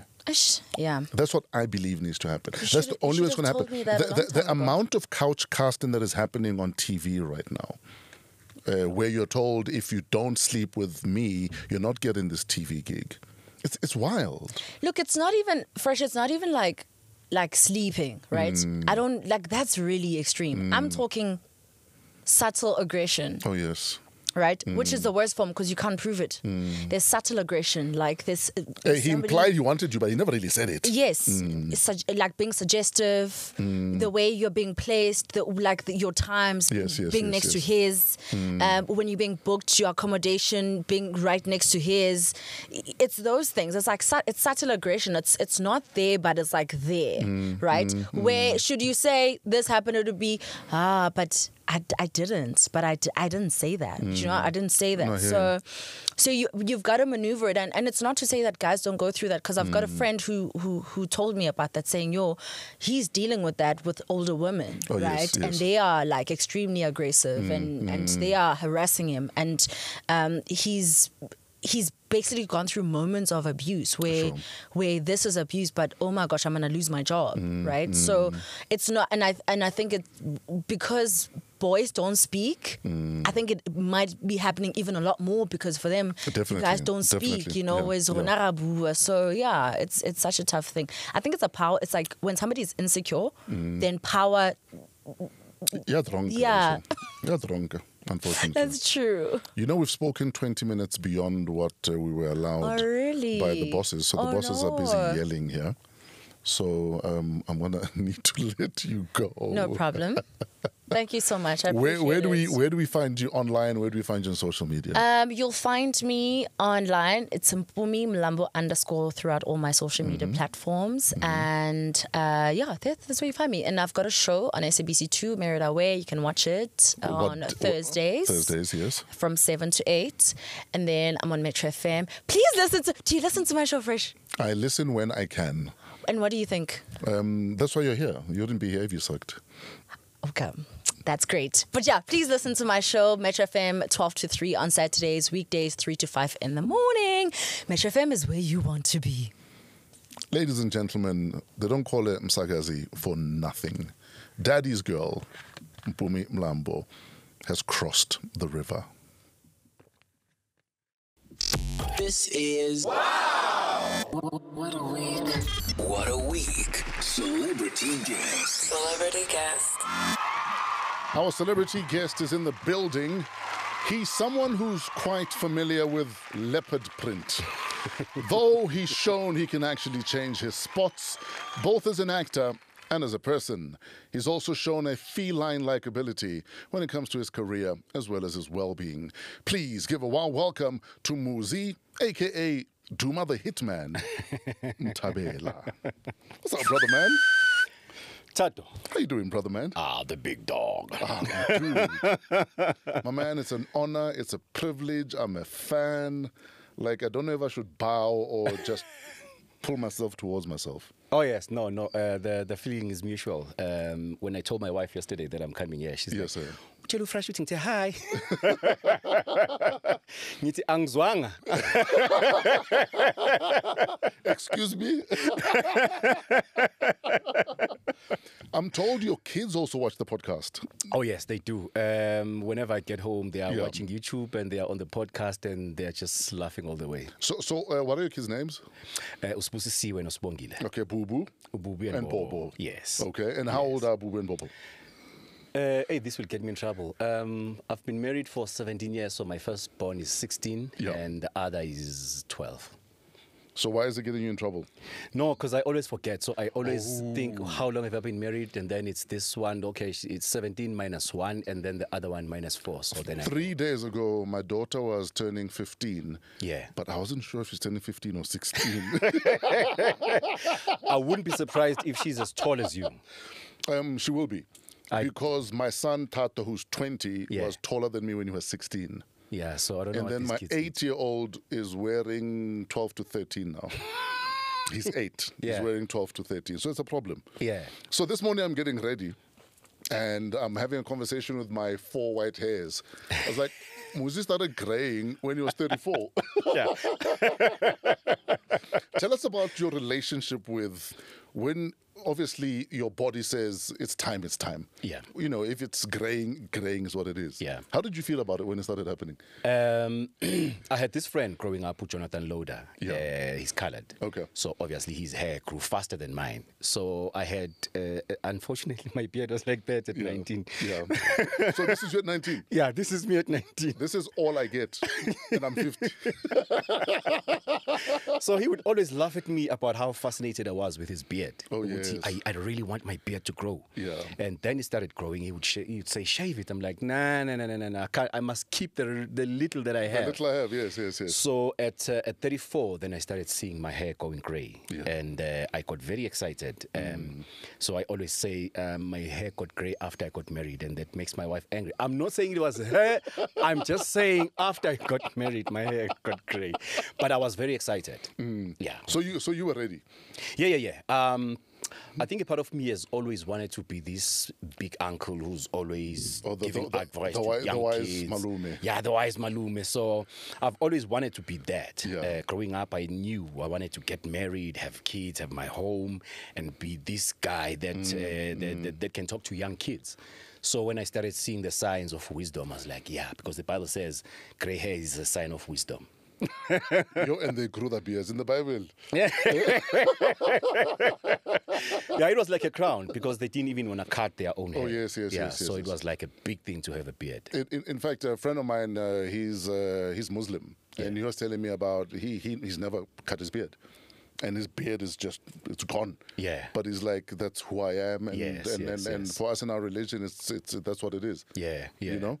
Yeah. You know, listening to your story about, your friend who had hair and you didn't Yeah. have hair. Yeah. I've always had that love-hate relationship with puberty. Yeah. Because when all my friends were getting hair on their armpits, I didn't have hair. Yeah. So for me, it was a problem. Yeah. But also we had a kid when we were 10, already he was growing hair. Yeah, So whenever we went swimming and we had to change or going for PE, all of us would turn because he had pubes already. Yeah. No, it's very interesting, but I think for me, it was a matter of always accepting what whatever Yes, sir. comes my way, Yes, sir. and then I would have to make a plan. Which, okay, so this is happening. What needs to be done now? Sure. Then I just do what needs to be done. So the Catholic Church lost you to the arts. Yeah. Tell us about that. I grew up wanting to be a priest. Yes, sir. And at matric, I had to make a decision. Uguti, am I really going to be a priest? No wife, no kids, no woman, no cry. And I didn't stop because of the girls. Yes, yes. But I asked myself critical questions. Is this really what I want, or is it what God wants? Oh, yes. Because, growing up in Makaya, we grew up in Makaya, and the priest who only came to our place was a very tall white man. He was tall and he had this presence. Yeah. And when Catholics are wearing their cassock Ish, and they are too. doing the There's something majestic about it. yeah. Yes, yes. So I would look at this one white man who came to our area with this presence, and everybody's looking at him and everybody's admiring him. So I wasn't sure if it was just the young man in me admiring that, or it was God saying, I want you to be that. Yes, sir. So I made a covenant and said, okay, I'm going to go my way. Sure. But whenever you call me, if it is a calling from you, then my answer will be yes. So, obviously, then you're in high school. Yeah. I'm going to be a Catholic priest one day. But you're also a young man going through puberty. Yeah. And there's also peer pressure. Yes. How did you reconcile that dream and the fact that you're also dealing with all the things teenagers are dealing with at the same time? I was a church boy. Yeah. I loved God from a very young age. We were a group of boys in Claremont. Sure. We called ourselves the Hammer Boys, Yes, sir. after MC Hammer. Yes, so sir. we were all about dancing, break Yeah. dance, and And my friends were very eloquent. They were ladies' man. Sure. So they would always laugh at me and say, hey, mfundisa kanantombi. But a part of me always looked up to them. Yes. How easy it was for them to get the girls. My cousin, for example, Louis and Ulungelo. Sure. They were quite were smooth. Casanovas. They were They were smooth. They could Yeah. get the girls.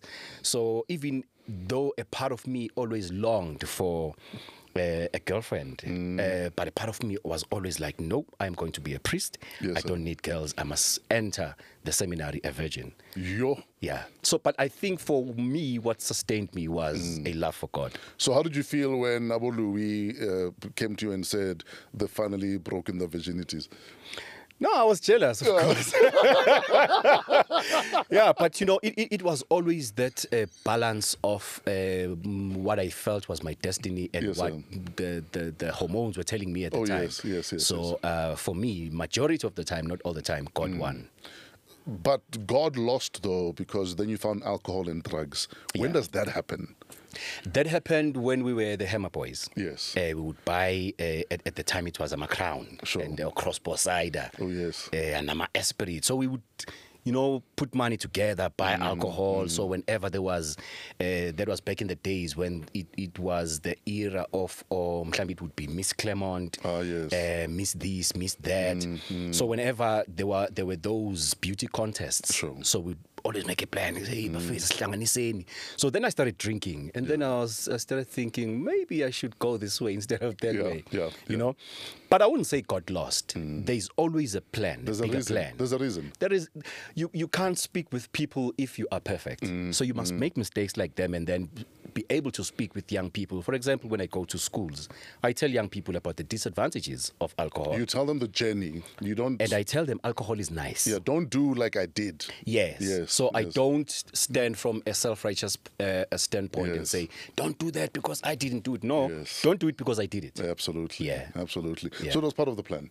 It was part of the plan. It was part of the plan because it proved to me that I'm imperfect. But if I didn't make those mistakes, I would think, yeah, I'm self-righteous, I'm perfect, be like me.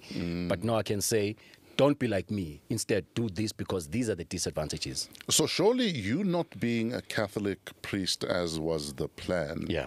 doesn't mean the ministering stopped, though. Because you've been ministering. Even Yeah. your talent is ministering. It's giving Yeah. people hope. The talks that you do, encouraging kids to read. That is Yeah. all part of ministering. Yeah. That's why I said earlier on, Uti, God didn't lose. Yes. if I went there, God would have lost, because I don't think I would have been able to reach as many people as I can now. And number two, if you're a priest and you're saying, tlogela bojwala, Sure. it's like, yeah, we expect that. Sure. But if an ordinary person who is in the entertainment space is saying, don't do 1, don't do 2, don't do 3, I'm able to reach the people that the pastor cannot reach. Absolutely. Because people don't listen to pastors. The moment you start saying, Jesus, there's Oh, not now. some more later. But if I come now and say, oh, okay, I'm in the entertainment space, but this is how I live, and these are the benefits. In fact, you have the attention before you even open your mouth. Yes. Which is an advantage. Because there are...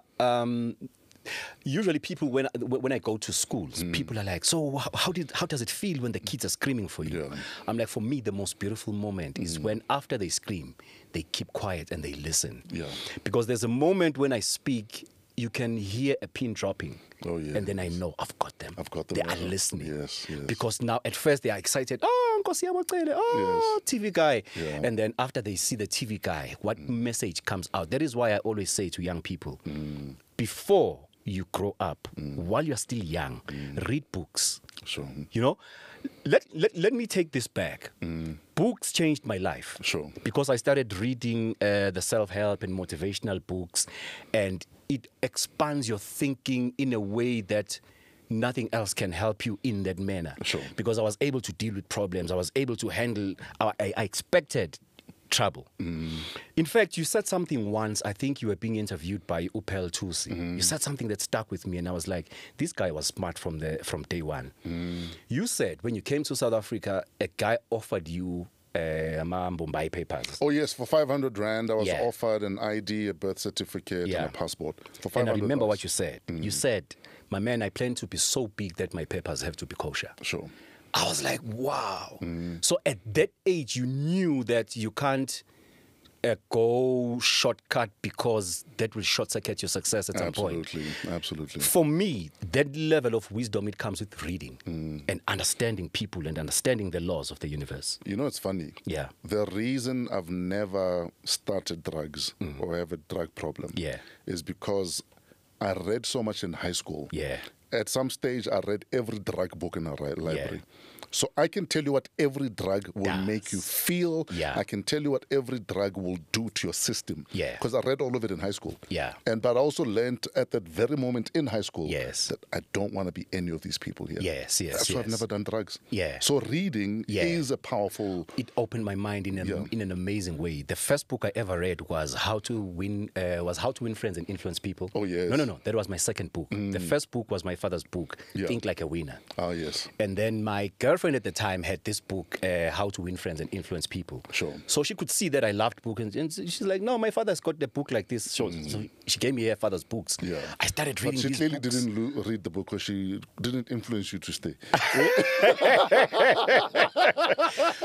You know what happened? Yeah. The interesting thing, we did Uncle L's book the one time, Woman Wake Up or something like that. Sure.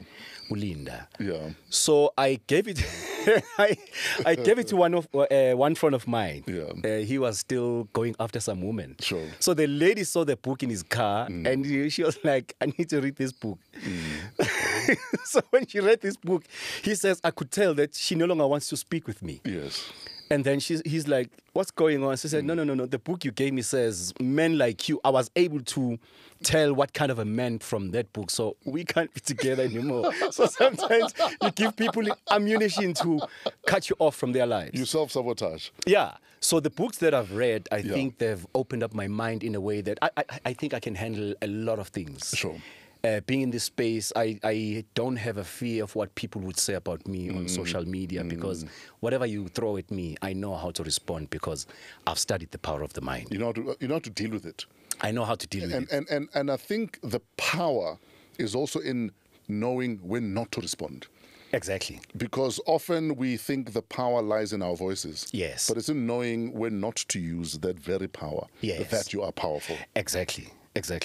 So that is why I always encourage young people, read. But you went a step further. 2018, you started a book club. Yes. What was the end plan, end goal there? My book club has 3 objectives. Sure. help young people to become voracious readers, Sure. help young people start their own personal libraries, and to help young people dream beyond their current reality. Sure. So we meet once every 2 months. So in a year, my club gives them 6 books. Nice.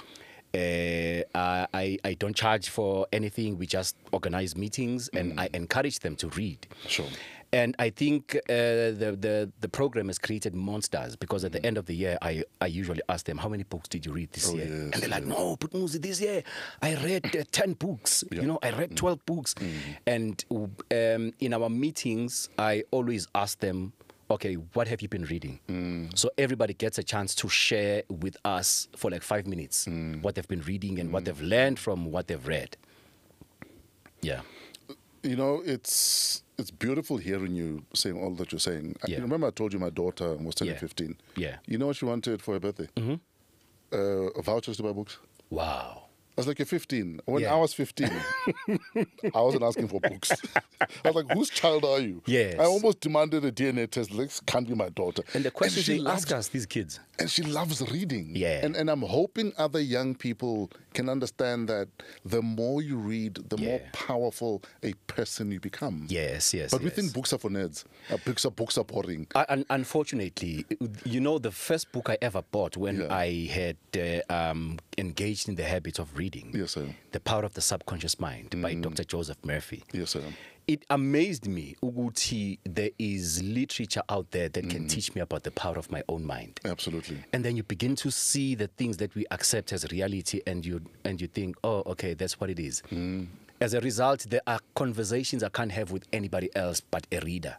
Because I know the moment you say 1, 2, 3, it's like, vele phela. You know, Yes, for example, yes. when you've gotten exposed to television, the programs that we get exposed to, there are people out there who are not readers who think this happened because we were lucky.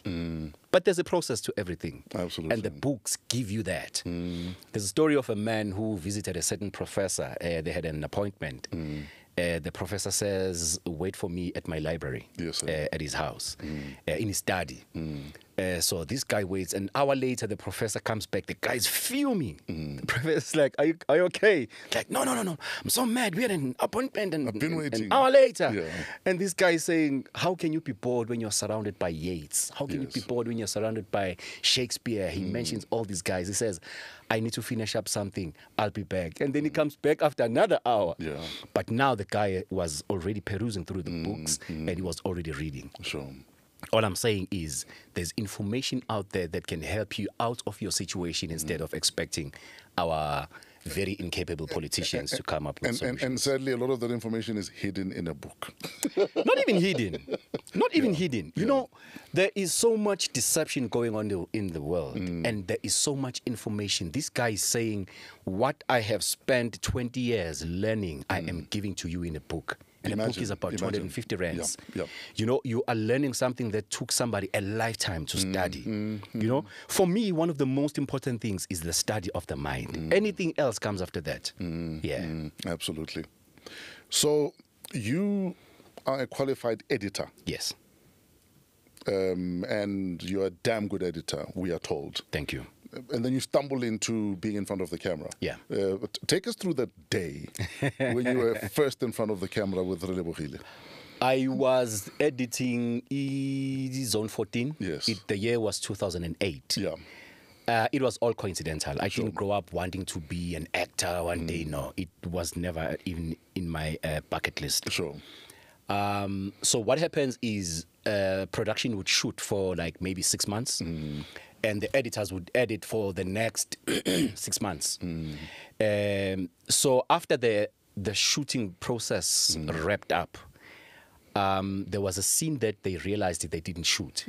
It was just this guy walking down the road with Bazooka's girlfriend. Oh, yes. So Enga says, no, man, we can just get 2 camera guys and we can get We'll Upopai no we'll cheat spinach. it. We'll cheat Yeah, it. we'll cheat it. We'll Yeah. just get Upopai no spinach, no Bazooka, Yeah. and get 2 camera guys and the sound guy. We don't need the whole crew. And Angus Gibson just says, no, Muzi can do the scene. Yeah. Because it was all about me just walking down the road. That's and all. these Yeah. guys talking about me. Yeah. But now the beautiful thing was that was was towards the end of season 2. When season 3 came, they needed to wrap up the story arc. Ah, yes. So I needed to come back for at least another 12 episodes. Oh, wow. And that's where my career was launched. Just like that. When my first episode came out, Desiree calls me and says, yo, you've got such a strong presence on screen. You should take this seriously if you are interested. My man, you've got presence walking into a room. I'm told when you walk down the street, even the dogs stop barking. They're like, who's this guy here? Maete dogs. Yeah. So that's how everything was launched for me, because it was also around the time of Amalokshin Bioscope. So when the Lokshin Bioscopes started coming up, there's a friend of mine, Utabo Mpilo. Sure. He was doing a film and he says, brah, I've got this character. He's a lead. I've got this character. He comes from KZN, but he's in Gauteng. He is a high-ranking gangster. I want you to play that guy with your strong Zulu, but you must be a bad guy, but speaking strong Zulu. So he says, no, I want you for this character. Yeah. So I didn't even go for casting for my first role, for my first leading role. So I do this role, and people are like, no, man, you're actor Lumchit.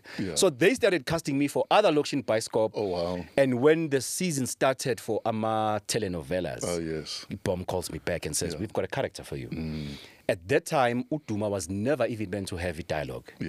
I was just standing behind and saying nothing. And Desiree says, no, man, we need to start writing something for you. Would you like to have dialogue? I was like, of course. And then I started having dialogue. And 7 years later, I was the rich and king of Epubesin. Can you imagine? Yo. Yeah. But surely because you are a qualified editor, you also act with editing in mind. Yes. Or are you able to shut that down when you are doing your acting?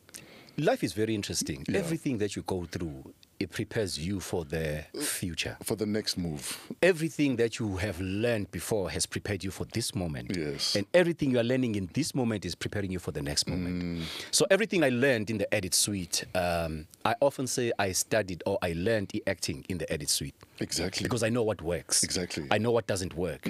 But also I am very observant in terms of performances and characterization. I know what works for me. And I think one of the very important and critical things as an artist is always look at your work and see what works. You see, right now I'm speaking so fast because that's how I speak. Sure. But when I get into character, if it's a powerful character, I need to slow down. Yes. I need to slow down. You need to understand the character and be the character. Because I always say you can't play power ngokupapa. Yes. When you play power, you slow down. You lower your voice. This is how you speak. Power is measured. Think about our president, Ramaphosa, running for the aeroplane because he am Shia. Big people, time waits for them. Everything else waits for them. They strut into a space because everything is waiting for them. So I had to observe myself and I'm like, I don't like the way I speak. So what do I need to do? Okay, slow down. And it felt like I am slowing so badly down. But when I watched it back, it made sense. Yeah. Absolutely. Now you talk about how the Jub tragedy in 2010 was a turning point for you. Tell us about that for those that don't know that story. So we started with a crown. So we're going back to high school now. We started with a crown. No, there was no Savannah at the time. Hunter's Gold. We started there and then we graduated to Ukoloko. We drink WAW Martel brandy. So whenever there's a new brandy coming up, we drink that. And then I remember there was it Flying Fish? What was it? Something else. But now we graduated to Amapodlela Koloko.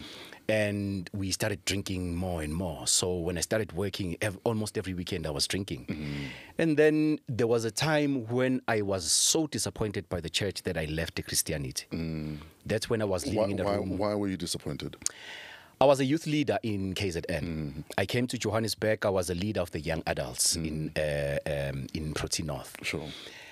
When you get involved at a leadership level with church, you begin to see politics. You begin to be involved in the church politics. There's a group that... And you start realizing that a lot of this is actually has nothing to do with God. Yeah. It was so hurtful for me because I'd always loved church. I'd always loved God. But when you go to church and you go home, you don't see certain things. I was caught between, in both churches in KZN and here, I was caught between a group that loved the pastor, the priest, and the group that hated the priest. And the young people didn't know where to fit, and everybody tried to use us for their own demonic agendas. So I was so disillusioned, and eventually I was like, no, God is not in the church. I'm here for church, not politics. Yeah, no. Yeah. So I started looking for God in other things. I read a lot of New Age books, like Conversations with God. A book I would never read again, but I don't regret reading it. I flirted with the Rasta. I flirted with many other religions, and I was like, nah, this is not it. So let me just do me. Sure. So I started drinking. Fortunately, I've always feared I'm a drug, so I never did drugs. So I was smoking weed, drinking uchwala, fornicating. Yeah. I was just doing me, and I thought that's what was going to make me happy. Yes. And it didn't. One of my ubabomncane, boy, called my father in KZN and he says, "Hey, Baba, you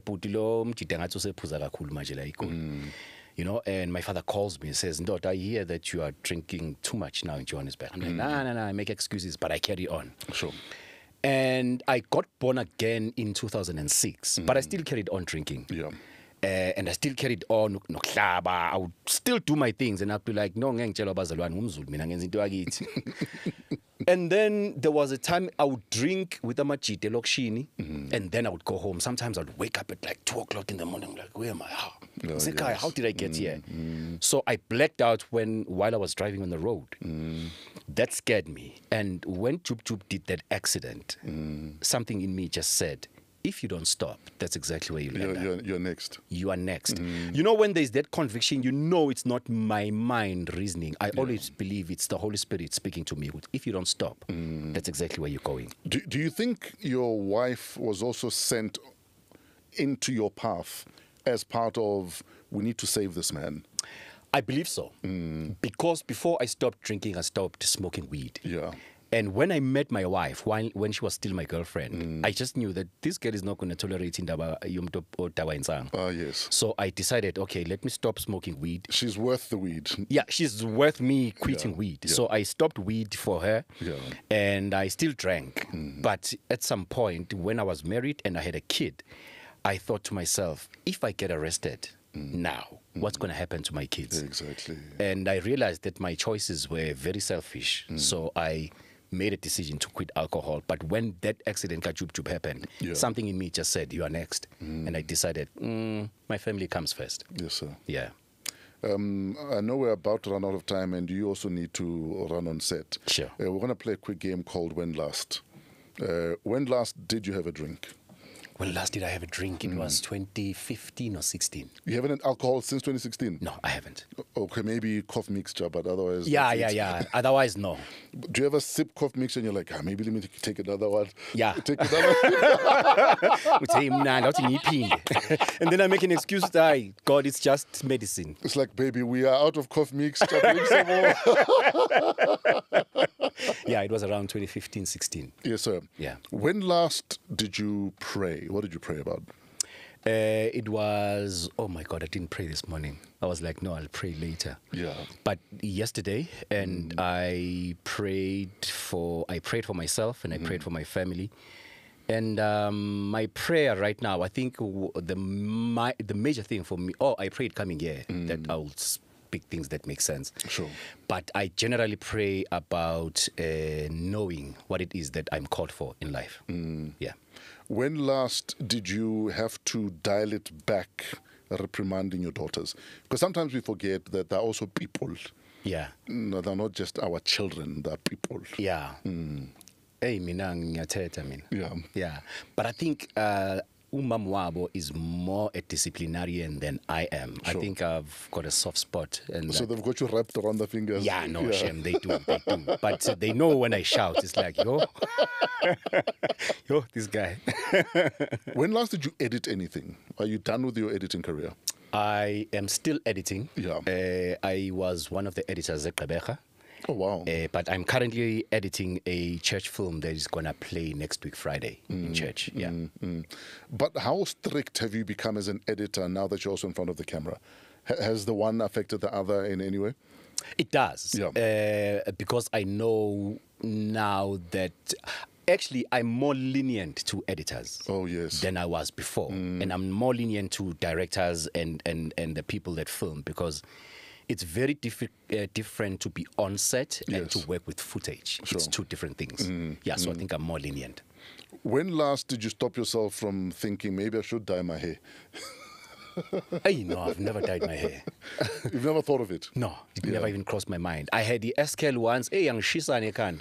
I was like, never again. You know, when you have patches or a kind of kozushiswe umutwe SKL. Yes, sir. That happened to me the first time I ever did the SKL, and I was like, never again. When last did you feel afraid for your life? When last, I love speed, so I think I was speeding, and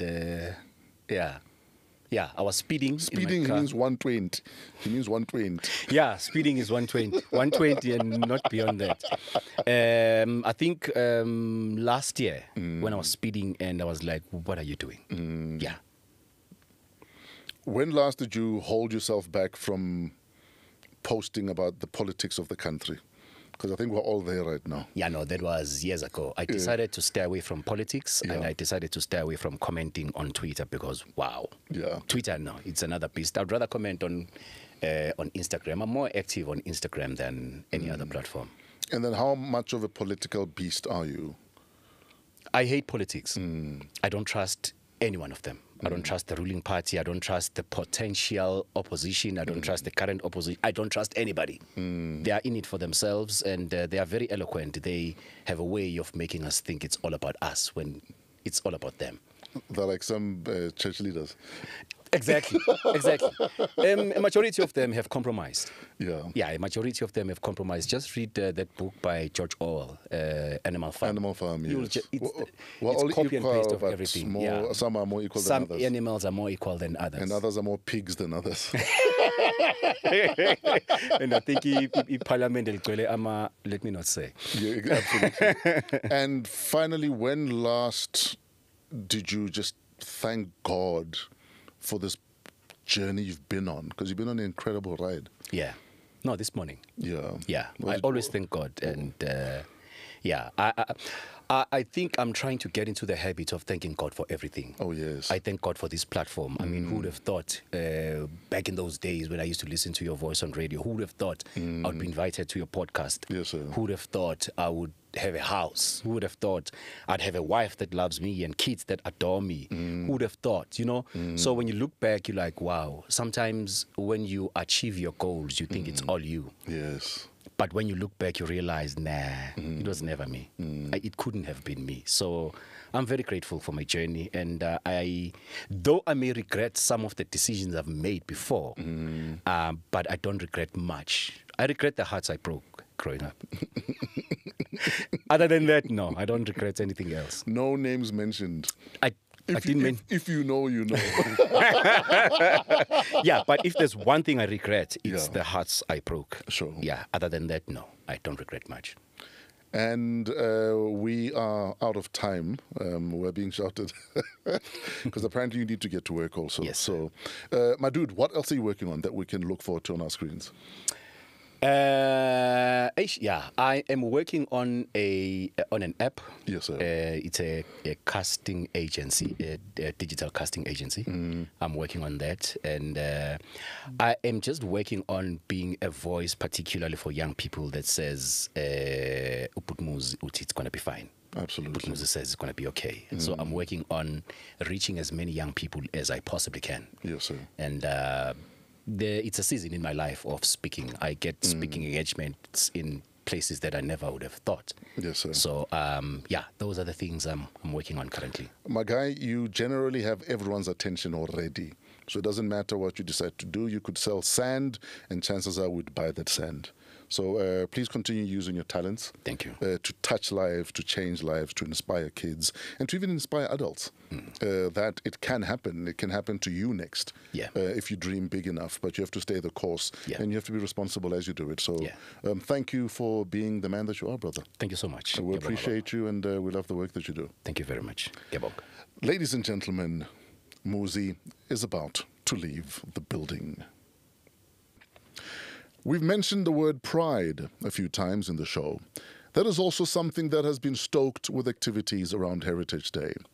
This installment of WOW What a Week has also featured guests who remind us that our origins can motivate us to remember, to do better, and to become better, to be better.